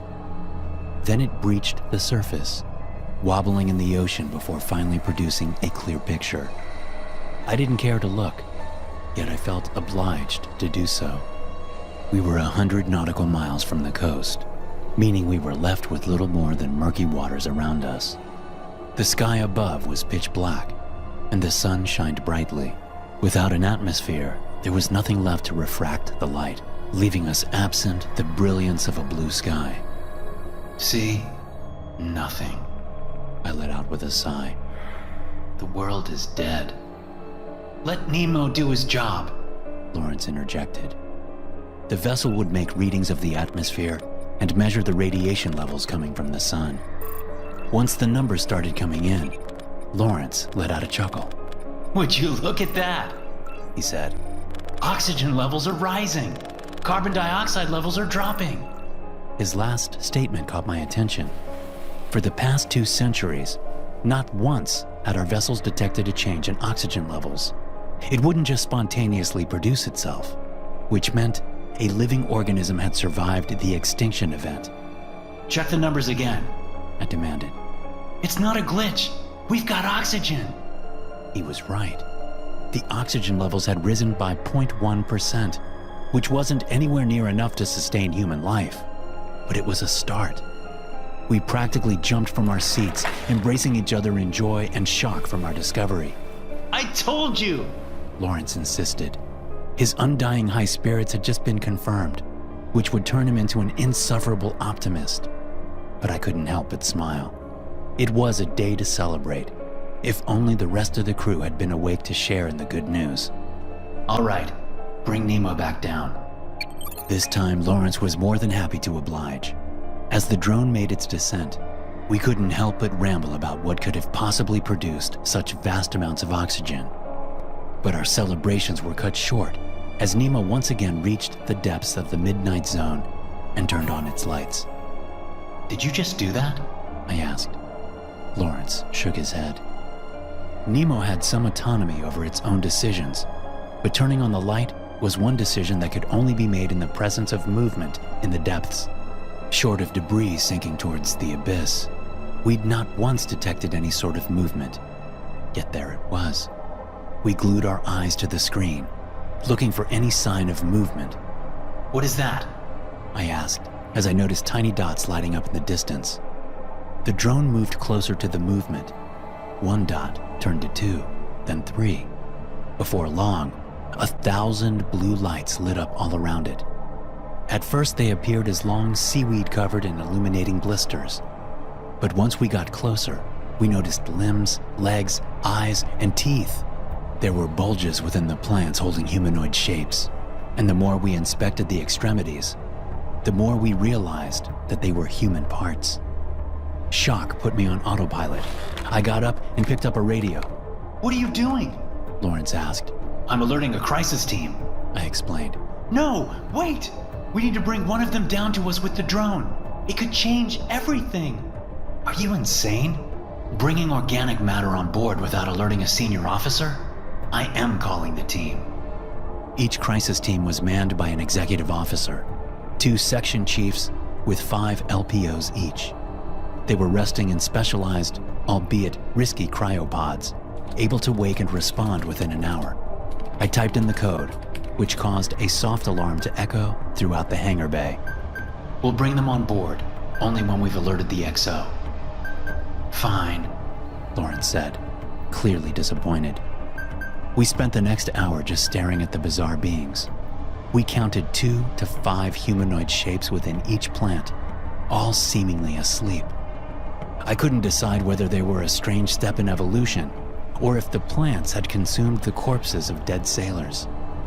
But before we had time to contemplate, a team of armed men, accompanied by the executive officer, Ramirez, rushed into the hangar. Once the area had been secured, the XO approached us with a stern look on his face. You mind telling me why the hell you brought us out of stasis? He asked. We found something. Lawrence just said as he gestured towards the screen.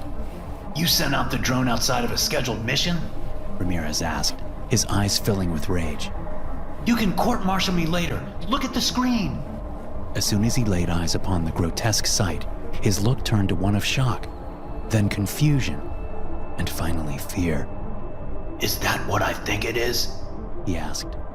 We could only nod in agreement. It wasn't something we could explain, nor could we state with absolute certainty that it was a positive discovery. Something about the creatures felt off, as if the best course of action would be to turn around and never question what we'd seen. But protocol was clear. Any evidence of biological life must be explored by a senior officer. Cut 2 of them down. Bring them inside. Contained. Ramirez ordered. While the orders worried me, Lawrence seemed ecstatic. He set to work, allowing Nemo to detach 2 of the humanoids, storing them within its own body. Once safely contained, the drone continued its descent, quickly reaching the hangar. Once inside, a group of men in hazmat suits approached the drone for extraction, carefully moving the organic matter into a sealed transport capsule. From there, we were heading straight for the laboratories. We remained in the observational area behind protective glass as the biologists went to work on the discovery. One of the humanoids would be dissected immediately, while the other would be frozen for safekeeping. Dr. Liebgott would lead the autopsy, a man old enough to remember life on a living planet. His experience in marine biology stood unmatched. He swiftly went to work without asking too many questions. He seemed just as excited as Lawrence as he cut through the seaweed-like skin, revealing green, hard muscle fibers below. While it looked human, it had been integrated into the plant. Only, once he'd cut open what we presumed to be the chest cavity, did he stop to admire the creature. Bizarre. He mumbled. No lungs, no heart. It's just filled with the same fibers it has on the outside. Keep going, Ramirez insisted. Before Liebgott could cut any deeper, the body twitched ever so slightly. Did you see that? Liebgott asked. Then one of the eyes of the humanoid shot open, darting around the room in a panic. It's alive, Lawrence mumbled, almost gleefully. We better. Liebgott tried to get out, but before he had the chance to react, the body started squirming violently around. Some of the cut fibers shot up like tendrils, wrapping themselves around Liebgott's arm. His assistants tried to help him, but ended up entangled in the mess themselves. They screamed as the tendons snapped their arms and legs, pulling hard enough to tear through veins and arteries. The entire autopsy team had gotten entangled in the mess, their blood mixing with the fibers, which appeared to feed on the broken flesh. But rather than helping the dying scientists, Ramirez ordered his team to seal off the lab. Put the section on lockdown. Alert the team dealing with the second subject. We need to get rid of it. Without questioning orders, the LPOs locked the laboratory down. I would have been upset, if not for the fact that the entire autopsy team had been killed by the time Ramirez even had the chance to finish uttering his orders. But even with the labs secured, there was a second monstrosity about to be stored. I can't get a hold of them, one of the sailors said. Then get to their position and assist them, and maintain radio contact, Ramirez said firmly. The creature inside the lab had grown to 3 times its size, with tendrils of green fibers stretching up the walls, prying at the ventilation shafts. Though they were a dead end, it proved that the creature had some sort of intelligence, enough to seek out an escape route. We decided to sterilize the lab with gamma radiation, killing any biological life forms inside. But before we'd get the chance to initiate the protocol, the radio sounded. The LPO sent to investigate the second team called back in a panic. It killed them! he let out in a shock. It ripped them apart. I don't know where it went. I need... A short yelp, followed by silence. Another man killed by whatever we'd willingly brought on board. Lawrence, sterilize the room. Kill that thing. It might be trapped now, but it's only a matter of time before it figures a way to get out. Ramirez said. The rest of you, follow me. We're taking this son of a bitch out. I grabbed a rifle and followed his lead, not even sure if ballistic weapons could take the creature out. We did have more powerful weapons stored, but using anything stronger than primitive ballistic weapons might damage the hull. Hence, they were forbidden. We rushed towards the last known location of the dead LPO. The team responsible for bringing the creature to the biological holding facility never made it there. A fact easily proven as we came across pools of blood. The creature, on the other hand, was nowhere to be found. We'd locked down the section, which meant it couldn't have accessed any larger section of the ship. Track any movement within the sector, Ramirez said. Each sector was equipped with a security station, from which we could measure any movement and lock down individual rooms or halls. Once there, I sat down to check for any signs of life. But apart from us, and Lawrence still at the laboratories, the section was clear. Where the hell is it? Ramirez asked. An alarm sounded with a critical warning message popping up on our screen. Warning, cryopod failure. All technicians report to the cryo bay immediately. It hit me then that we'd locked down the sector too late. The creature had already made its way deeper into the ship by the time we'd sealed everything off. It had reached the cryo bay, which meant it had thousands of victims to feast on. Oh God, we're too late, was all I could utter. We need to go to the armory. We need better weapons, Ramirez said. And sink the sub? I interjected. Either we kill that thing with any means necessary, or we lose every single person on board this vessel. We are beyond protocol, and that is an order. He was right. We either died being consumed by that monstrosity, or risked drowning ourselves. But only one of these options gave us a sliver of hope. I decided to call Lawrence to give him a heads up. Lawrence, can you hear me? I asked over the radio. I'm sorry. He mumbled back. What do you mean? What's going on? I couldn't kill it. I just couldn't. It got out. In the background, I could hear the distinct sound of flesh being torn apart. Lawrence, are you hurt? It got me, he said, his voice getting weaker with each uttered word. No, come on, fight back! I yelled back. Silence. Lawrence was dead. A fact I didn't need to confirm. But if that thing had escaped the lab, we had no direct path to the armory. I rushed to alert Ramirez, but by the time I reached him, I heard gunshots echo through the halls. There it is! One of the sailors yelled. The bullets shredded through the aquatic flesh, but did little to slow the creature down. It jumped from marine to marine, cutting them down with little effort. Someone called for a retreat, but in the chaos, I couldn't figure out who it was. I kept firing as I ran for my life, leaving the fallen to fend for themselves. Ramirez took up a defensive position outside the communication station, covering for me as I ran inside. As he tried to enter himself, the creature grabbed onto him. I took his hands and tried to pull him free, but the creature swiftly gutted him. Let me go! Save yourself! He coughed up as his lungs filled with blood. He shoved himself free, grabbing onto a pistol, firing off a few rounds as he was dragged away. I sealed the door, knowing it would slow it down at best. Only when I dared to slow down did I realize a large chunk of my leg was missing. I was bleeding out, slowly but certainly.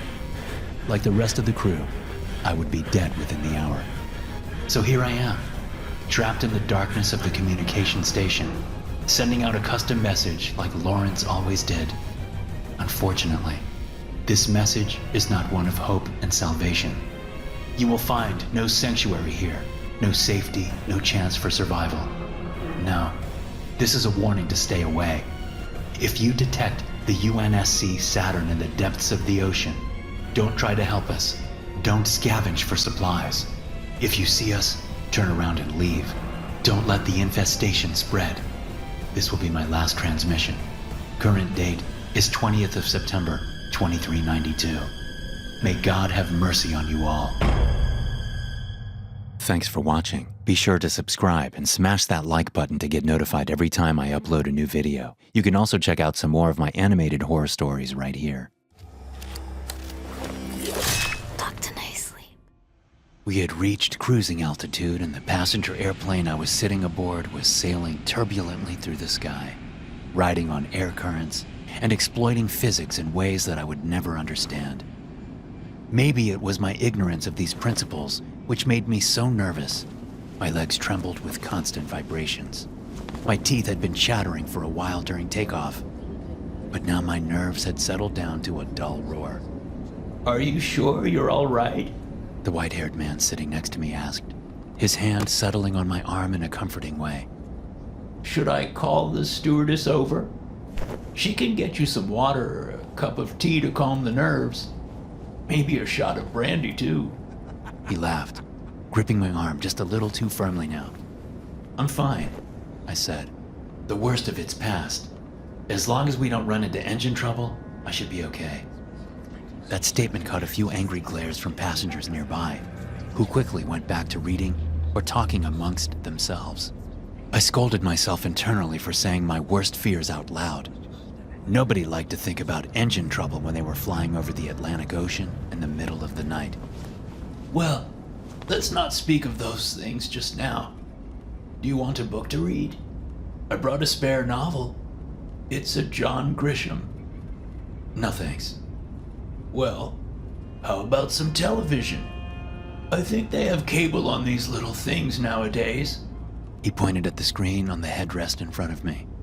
I hadn't even noticed it there. That's a good idea. Maybe I can find something to distract myself. I turned the power on and noticed immediately the lack of sound. Of course, I had forgotten to bring earphones. Here, the man next to me said, handing me a pair of his own. I'm not using them right now. You can borrow them. They were the kind with foam pads on the outside of the headphones, not earbuds, so I felt relatively safe using them, even though I am a bit of a germaphobe. At least we wouldn't be swapping earwax. Thanks, I said, taking them and putting them on, plugging the cord into the headphone jack. A squeal of feedback caused me to recoil. I turned the volume down, finding it had been set to maximum. The man was speaking again, and I pulled back the headphone to hear him better. Anything I can do to help? I used to have a terrible fear of flying, you know. But after you do this a few times, you start to get used to it. I smiled weakly, feeling nauseated from not eating. I hadn't been able to stomach breakfast that morning or any other meal for that matter. It had been over 24 hours since I'd eaten or slept due to my nerves about flying. Putting the earphones back on, I began to flip through the channels on the little television set in front of me. The Discovery Channel came on and I decided to leave it there. It was a show about the Amazon rainforest, describing ancient civilizations which had resided in the jungles. Using new technology, they had found the outlines of massive cities which had housed millions of Amazonians. Their gods and their myths, lost over hundreds of years. I was watching this as the man sitting next to me began to remove something from his bag. It was a Tupperware container with a bright red lid on top. He opened the lid, and an odor more foul than anything I had ever experienced wafted out, hitting me in the face like a punch to the nose. It smelled like old, rancid seafood, like a dumpster which has been sitting open in the hot sun, full of used diapers and bad shrimp. The man produced a fork from his bag and lifted the container to his nose, closing his eyes as he savored the smell. Using his hand like a fan, he waved more of the stink towards his face, like a gourmand about to eat a Michelin star meal. Despite my own disgust, I couldn't help but steal a glance at what was inside the container. It looked like a fish had been tossed in a food processor, bones and all, only it hadn't been blended for long enough. There were still obvious pieces of bone, scales, and a fish head could be seen left partially intact. A bulging white eyeball was prominent among the pieces. He dug in his fork and took a large bite, going for the eyeball first. I heard it squish between his teeth and explode in his mouth. Black, viscous fluid dribbled down his chin, landing on his shirt. I couldn't believe nobody was complaining about the smell. Nobody else seemed to even notice, except for me. If not for how nice he had been to me, I would have said something. The stink was really making me feel sick. He saw me looking and dug his fork into the mess, then held out a large, heaping bite for me. I could practically see the stink lines coming off of it, like a cartoon skunk. Did you want to try some? He asked, his yellowed teeth showing as he smiled. That grin, somehow predatory and leering, made me second-guess everything about the man. Suddenly, he didn't seem nice anymore. He was mocking and cruel. His previous niceties just a facade to hide his true nature. And what an actor he was. No thanks, I said, gulping down a lump of bile in my throat, trying to force a smile but failing miserably. I just ate before the flight. He looked at me as if staring directly into my soul. Then he shook his head, as if saying no, like he didn't believe me. He sucked his teeth and went back to his meal. You shouldn't lie to me, you know. I pretended not to hear that and went back to looking at the television, trying to distract myself from the scene happening next to me. But my heart was thumping fast now, and I could feel a throbbing pulse in my jugular. The Amazon History show was finished, and now something else was on. It was a show about aviation disasters and how planes malfunction before crashing. A voiceover was speaking about horrible tragedies and near misses, showing computer-generated images illustrating the critical parts of the airplane which had broken. Then they switched to the passenger footage, which had been recorded on people's phones during troubled flights. During this Air Asia flight, severe turbulence caused the hospitalization of more than 5 passengers, as the plane was eventually rerouted to Tokyo. The screen showed images of a plane's interior, shuddering up and down violently and sending people flying into the ceiling and into the aisles. Women and men could be heard screaming as luggage cascaded from overhead compartments and people prayed for safety. I was on that flight, the man next to me said, licking his gore-smeared fingers clean. One hell of an in-flight meal, let me tell you. I tried turning off the television, but it didn't work. I tried to change the channels, but that button was broken too. It was stuck on this particular program, and there was no way to get rid of it. Instead, I tore the headphones off and unplugged them, handing them back to the man. You don't want to watch it anymore? He asked, slurping up some of the roadkill casserole. No, thanks for letting me use your headphones. I think I'm just going to try to take a nap. Suit yourself, he said, crunching a bone between his teeth. I'll wake you up for meal service. How he could still be hungry was a mystery to me, after he had just ingested such a monstrous dinner. I was already beginning to suspect there was something off about this man. The way he had changed was unsettling, and I felt like I was suddenly in the Twilight Zone. He just wasn't acting normal. So I watched him out of the corner of my eye for a while, trying to convince myself he was just a bit odd, and that there was nothing to worry about. He was just an eccentric guy with a very unusual diet.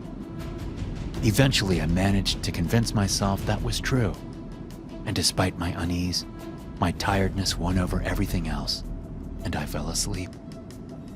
I woke up and found myself completely alone on the plane. The hateful man sitting next to me was gone, and so was everyone else. The plane was still rumbling turbulently through the air, but now with no one in it. I looked outside and saw the sky was clear and bright blue, instead of night like it had been. But we were flying towards a dark thunderhead, booming with lightning up ahead in the distance. The storm front looked to be 10 miles high and 1,000 miles wide, a swirling, dark mass of angry weather, a Category 5 hurricane that could take out a city without warning. I stood up and looked around the plane, still not understanding how it could be empty. Where had everyone gone? How long had I been out? Had they allowed me to sleep right through deplaning? Before I had another moment to think, the plane bounced up and down with a sickening yo-yo motion, then careened to the side. It did this a few more times in rapid succession, pitching forward, backward, so that I was thrown off balance and sent tumbling into the aisle. By the time it settled again, I wanted to puke. but at least the plane had leveled out again. I stood up from the floor and glanced out the window. I saw we had just passed into the massive thunderhead, and the inside of the plane was suddenly pitch black. There was a voice whispering from all around me, speaking my worst fears aloud. Black, inky tendrils like smoke began to reach out towards me from the shadows. You're alone. The plane is going down. It will sink in the middle of the ocean. Freezing, drowning, water in your lungs. Falling, dropping, plunging from the sky. You know you're going to die. I stumbled forward down the aisle, moving towards the cockpit.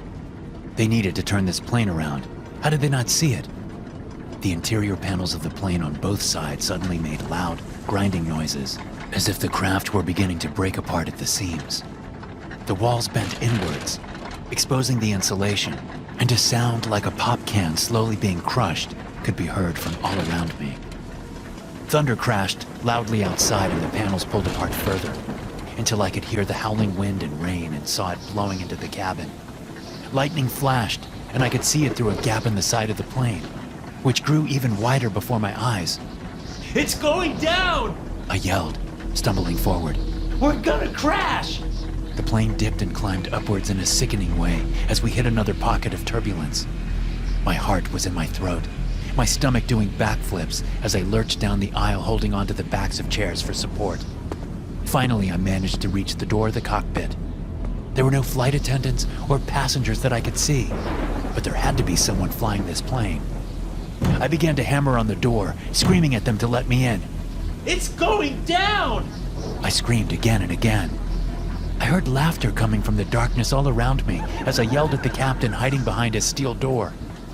Once again, I found myself on the floor, being tossed around in the turbulence as we hit another rough patch. I put my hands over my head and tried to cover my face as the plane's fuselage began to come apart and the wings began to break free from the body. Looking up, I saw the door to the cockpit was now open, and there was no one sitting inside. The pilot and co-pilot seats were empty. I staggered to my feet to right the controls. Right at that moment, the plane began to plummet from the sky. It went into a nosedive, and I was once again thrown backwards into the aisle, this time by the force of multiple G's. I was screaming when I opened my eyes and found myself staring up at the faces of dozens of anxious passengers all around me. The flight attendants looked less anxious and more upset, as I had just ruined their quiet flight with what probably appeared to be a total nervous breakdown. To the other passengers, it had appeared that I was sleeping, then collapsed into the aisle screaming about the plane crashing. I would have believed it if it was just a nightmare too, if not for the bruises I would find all over myself. Bruises left from my time being tossed around by the turbulence on the plane. Several concerned passengers and crew ushered me back to my seat, where I was momentarily left alone again with the old man and his yellow teeth and horrible appetite. You made quite a scene back there, he said, picking his teeth with a toothpick. It was so real, I muttered. How did it feel so real? He didn't answer. Instead, he began to speak about another topic. Do you know what's funny about fear? He asked. The question was hypothetical, so I just looked at him and waited for his answer. The funny thing about fear, at least when it comes to you humans, is that it doesn't work well if it gets dumped on you all at once. You need to get scared, then feel like everything is okay. Then you can get scared again even more. But you start to feel desensitized to it if it comes at you nonstop. That's why horror movies have highs and lows. Moments of build-up and tension before the jump scare. The man's belly was swollen, and one of his shirt buttons popped off, flying into the seat in front of him and clicking loudly off the television screen embedded there. He looked full, fat, happy, and satisfied for the first time since I'd met him, as if he'd just eaten a huge meal. Gears were turning in my mind as I looked into his glossy black eyes and began to understand who he was, or at least what his motivations were. Just as I suspected, he was not a man at all. Bright lad, he said. as if he just read my mind. I had a feeling you'd figure it out. It was you. The voice in the empty plane. You made me think it was real, and then you fed on my fear. You dined on it like that disgusting shit in your Tupperware container. Ah, but fresh is always better than leftovers. I thank you, though. I haven't had a meal like that in quite a while. Your terror was so deep and so strong. What happened to you, anyways? I winced as if slapped, remembering my parents. Somehow, I had a feeling he already knew about them. Why else would he ask? Maybe he wasn't as satisfied as he looked. I hit the call button and waited for a stewardess to come over. Then I asked her if I could switch seats. I told her I'd sit anywhere, as long as it wasn't next to the disgusting old man beside me. I think he's a demon, I said. Now, I know how that sounds, but hear me out. The flight attendant gave me a worried look, as did several other passengers sitting in the vicinity. She cleared her throat and leaned in, speaking under her breath in an attempt to salvage what was left of my pride. Sir, the seat beside you is empty. I've been watching you throughout this flight, and there's been nobody sitting there. You've been alone, and to be frank, you've been talking to yourself quite a bit. It's starting to worry some of the other passengers. I stammered something, looking at the old man, unable to turn away from his wrinkled face and yellow teeth, pulled up in a widening grin. It's my responsibility to alert the captain of this, and we will have you return home to America for a psychiatric evaluation. You've got bruises all over you, and it's obvious you're not able to care for yourself properly based on your behavior during this flight.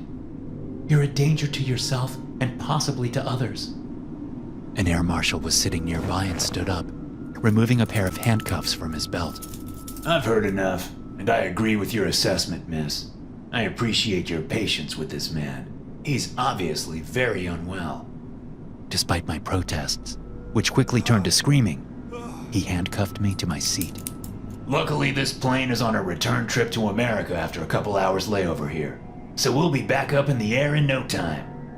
The two of them walked away, leaving me alone with the fear-eating demon sitting next to me. His true form was slowly beginning to show through the cracking facade of his human appearance, and I could see the rotting hell flesh beneath. No, please, don't make me go back. I don't want to go back. I'll take a boat. Let me take a boat. Just anything but this plane. You need to get me off this plane. Don't worry, said the old man, drool cascading out from his lower lip. They used to be scared of flying too, but after a few times, you'll start to get used to it. Also, it turns out that most of you guys who watch me aren't actually subscribed.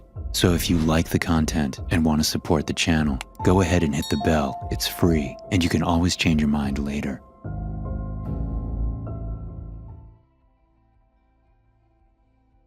Have you ever heard of Fata Morgana?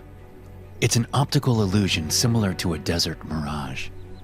The most common form of it is seen on the surface of the ocean. During the illusion, it seems as if boats are hovering a few yards above the water.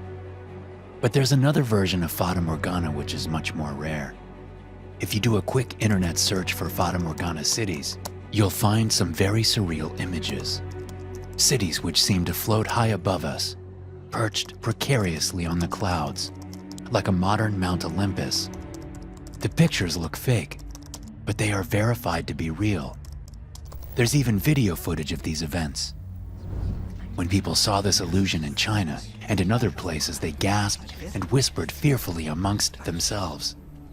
Some even fainted or fell to their knees and prayed, thinking the end of the world was upon them, that these were the angels of heaven and the cities of God coming to announce the end of days. But as always, those pesky scientists were there to scoff and say, No, that isn't real. It's just an optical illusion. Fata Morgana, they called it. That was the official explanation for the cities in the sky which disappeared just as quickly as they arrived. But those scientists didn't see it up close like we did. There's a whole plane full of people who will tell you The cities in the sky are real. They're no illusion. I was on a trip to Asia when this all happened. We were flying over Yangshi when suddenly something appeared in the clouds before our eyes. If not for the fact that I was looking out the window at that exact moment, I wouldn't have seen it. But as it happens, I was wide awake and admiring the view when the city appeared. The buildings resting on the clouds were dark and shimmering, almost exact replicas of the city far down below. Except we shouldn't have been able to see them from where we were. The optical illusion of Fata Morgana can't be viewed from within the image itself. It should have been impossible for us to see what we were seeing. But I wasn't alone. We all saw it. When I looked around the cabin of the airplane, I saw dozens of other passengers staring and pointing at the city in the sky as we flew through its mysterious borders, entering the surreal space that shouldn't exist. And then people began to scream. The airplane suddenly tilted half sideways as the pilot steered quickly to avoid something. I imagined a building shimmering and materializing in front of the airplane at the last second, like a mountain coming into focus during a snowstorm. Everyone on the packed airplane began to scream after that, as overhead luggage broke free from the compartments and began to rain down, injuring several passengers. A woman who had been sitting across the aisle from me fell down onto the floor, and I tried to help her up. But then the plane's axis tilted again, and I was thrown hard into the window. I turned around and was startled to see a hairline crack forming across it. But something even more terrifying caught my eye as I stared at the glass. Outside, there were creatures flying in the air. They looked like pterodactyls soaring between the massive black buildings. One of them landed on the wing, causing the craft to tilt and veer off course again. People screamed and shouted as they were thrown from their seats, and luggage came crashing out of the overhead compartments once again, emptying them of whatever was left inside. The creature on the wing of the plane began to skitter crawl towards my window, and I saw that its eyes were hollow black sockets. Its maw was like a giant beak made of shadow, full of liquid black teeth. It scrambled rapidly across the wing, heading in my direction, and I could have sworn it was looking straight at me with its dead, empty eyes. That broke me out of my silent terror, and I started screaming and pointed at the window as other passengers turned to look. Soon there was a small crowd forming around my seat, staring out at the horrible thing on the wing as it approached the window and began to scratch and claw and bash its face against the glass. I had never seen anything so desperate and insane, as if it had no purpose except to attack and to maim. A few seconds later, there were more of them, fighting with each other as they tried to get in. I saw they had long tails with triangle-shaped points at the end, like demons sent from hell. Or, I realized, maybe that's where we were. Had we died in a fiery explosion without any of us realizing it? Was this just a grim, horrible afterlife, which we were now destined to reside within for eternity? No, I refused to believe it. I refused to give myself to this place. I shook off that horrible idea and glanced back out the window, hoping it had changed and we were back on Earth again, in the real world. But no. The shimmering black buildings outside were so close now that I felt like I could see inside of them, if not for the fact that they were opaque. Whatever was inside was not meant to be seen by us, and I realized that was probably for the best. If these creatures were the birds of this hellish mirror world, I was scared to see what their people might look like. I began to suspect we had crossed over into an alternate dimension somehow, and I wasn't sure if we would ever be able to escape. Was this what happened to mysterious planes that went missing in the skies, over the Bermuda Triangle and in a handful of other places? I had heard of those events, but like everyone else, I just assumed they were planes with mechanical failures, or drunk and irresponsible pilots sleeping at the wheel. Turbulence and stormy weather, birds sucked into the engines, or hurricanes with hail the size of golf balls. There were 1,000 potential reasons for a plane to go down. Who would have thought that alternate dimensions could be responsible? I was snapped from my thoughts as the glass shattered and the plane lost cabin pressure. Alarms were suddenly blaring and the lights were flickering in the cabin as oxygen masks fell from the ceiling. People grabbed for them desperately as the creature began to squeeze its way into the plane through the window. Like a cat going through a chain-link fence, it sucked in its gut, and its wings flattened down as it began to claw and scratch its way inside. Meanwhile, I was still desperately trying to snag one of the available oxygen masks. Since most people had been thrown from their seats, myself included, that was no easy task. The wind was rushing and whipping throughout the cabin, making it difficult to do much of anything. I scrambled over a nearby seat and reached for one available mask just as an older man was about to take it for himself. I left it for him without a second thought. The other ones nearby were also being used, I saw, and began to panic. Looking around desperately, the air becoming too thin to breathe, I finally spotted a handful of unused oxygen masks near the front of the economy section. I was halfway towards the back of the plane, and there were people in the aisles blocking my path. But I knew that I had to get up there. Like a game of musical chairs, there were only so many oxygen masks to go around on this packed flight, and I was seriously at risk of being the only one left standing when the music stopped. Lurching forward, I stumbled over injured people laying in the aisles. I looked back to see the creature was inside the plane now, and for some reason, it had its dead eyes fixed on me. It raced towards me, its horrible limbs leaving black, inky stains on the seats as it raked them with its claws. The world was spinning, and I was getting a terrible headache as my breathing quickened. My lungs were desperate for air. I fell over, unable to keep my balance, and began to crawl towards the front of the plane, my vision fading in and out. At one point, I must have blacked out, because I woke up to the thing on top of me, snapping its liquid black jaws just inches from my face. Screaming, I reached up to push it away, only to find that my hands sunk into the thing like molasses. It was tenacious and sticky, binding to my skin, refusing to let go. Die, you hellspawn!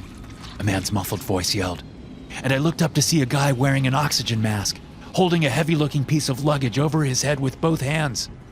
He threw it at the creature, and I recoiled, worried that it would crash right through the oily black creature and would land right on me. The heavy suitcase did just what I expected and slammed into the thing, splashing it in every direction like a water balloon being destroyed by a sledgehammer. The luggage landed on my gut, knocking the wind out of me and fracturing 3 ribs in the process. But luckily for us, it took care of the creature. I was still covered in its sticky black goo, but at least it wasn't about to eat me anymore. And for that, I was grateful. I stood up on shaking legs to thank the man for saving me, then doubled over in pain. My ribs were screaming at me with each breath I took, and my vision was going dark from a total lack of oxygen. The contents of the plane were still whipping around in the air of the cabin as the alarms sounded, and I heard the captain saying something about an emergency landing. And then everything went dark, and I passed out again, this time staying unconscious until after we landed. I woke up in a Chinese hospital. According to the official reports, none of what I've told you actually happened. They covered the whole thing up, as if it never occurred. We tried to tell them the truth. Me and several of the other passengers have kept in touch over the years, and we've all tried to get our story out there. Unfortunately, no one will believe us. The official reports contradict us at every step. The media won't even listen to our story, and I can't blame them, really. Fata Morgana, they tell us. It was Fata Morgana and nothing more. But I know what I saw. I know where we've been. Hell is real, and it's waiting for us in the clouds. I worked as a flight attendant for lots of different airlines before joining Marana Air. The management just treats us differently here. No one complains about their paycheck or has to worry about how they're getting to their accommodations from the airport between flights. Everything is taken care of for us. If you aren't familiar with Marana Airlines, you probably don't know about our signature all-black planes with their high ceilings and highly specific accommodations. If you thought Emirates was tailor-made for their passengers, you should see the bespoke treatment we give our guests. But there are certain rules when you fly aboard Marana Airlines, and those who don't follow the rules will face consequences beyond their understanding. This is plush. Hot damn, Margie. Look at those seats. Hey, man, I gotta ask, are those leather? I smiled at the man and his wife, taking their tickets. The finest Italian leather. We only use the best here on Marana. Right this way to your seats. I trust you've read your instruction manual? The man cleared his throat from behind me as I walked them to their seats. Yeah. What's that all about anyways? Is that some kind of joke? Because if it is, we don't get it. Not a joke, merely a formality. This is a different sort of airline than you might be accustomed to, that's all.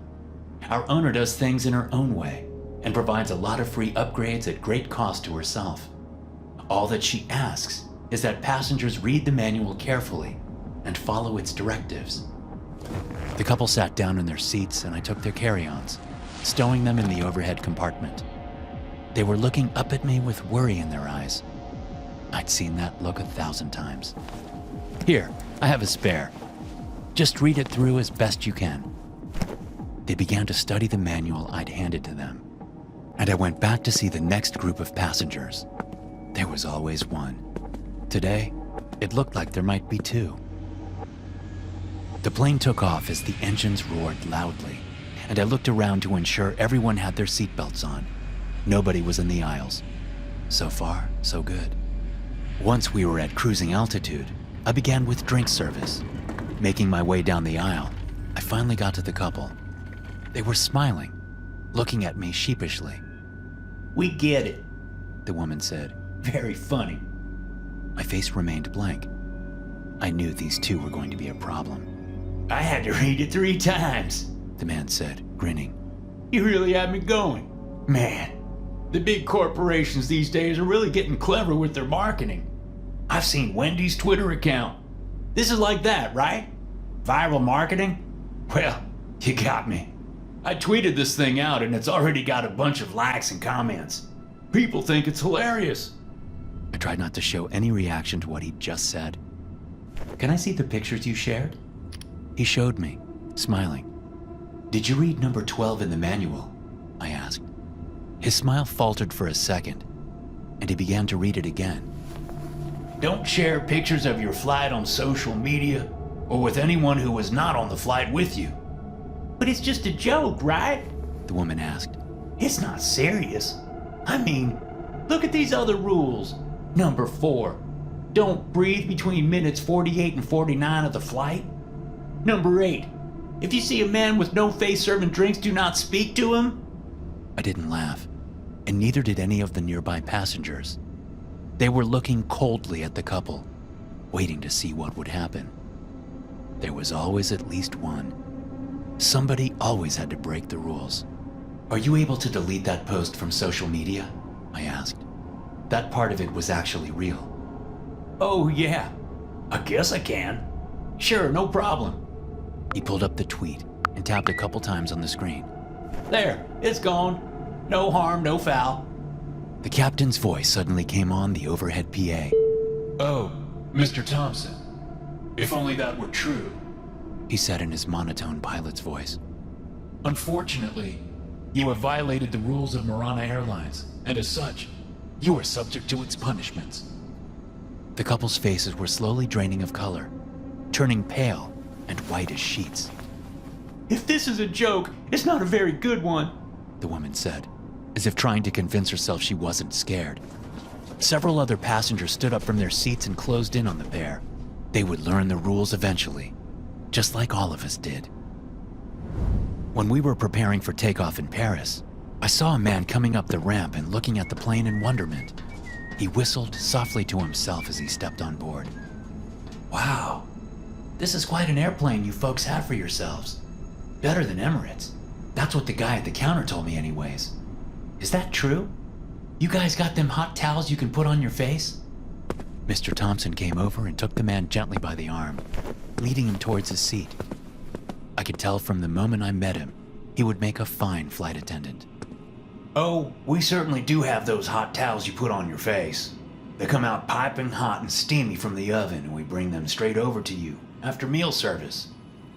I can't get one now, can I? Mr. Thompson shot me a glance. I shook my head. His wife, Margie, was standing next to me. watching her husband. It's him then? Yes, I told her. There's always at least one. Sometimes 2 or 3 at the most. But we always get a new passenger with each flight. And they never follow the rules? I shook my head sadly, as her husband tried to explain to the man why he couldn't have his hot towel right now, and he bickered about why he should be able to. Have you read the instruction manual? Here, I have a spare copy. This is vital information.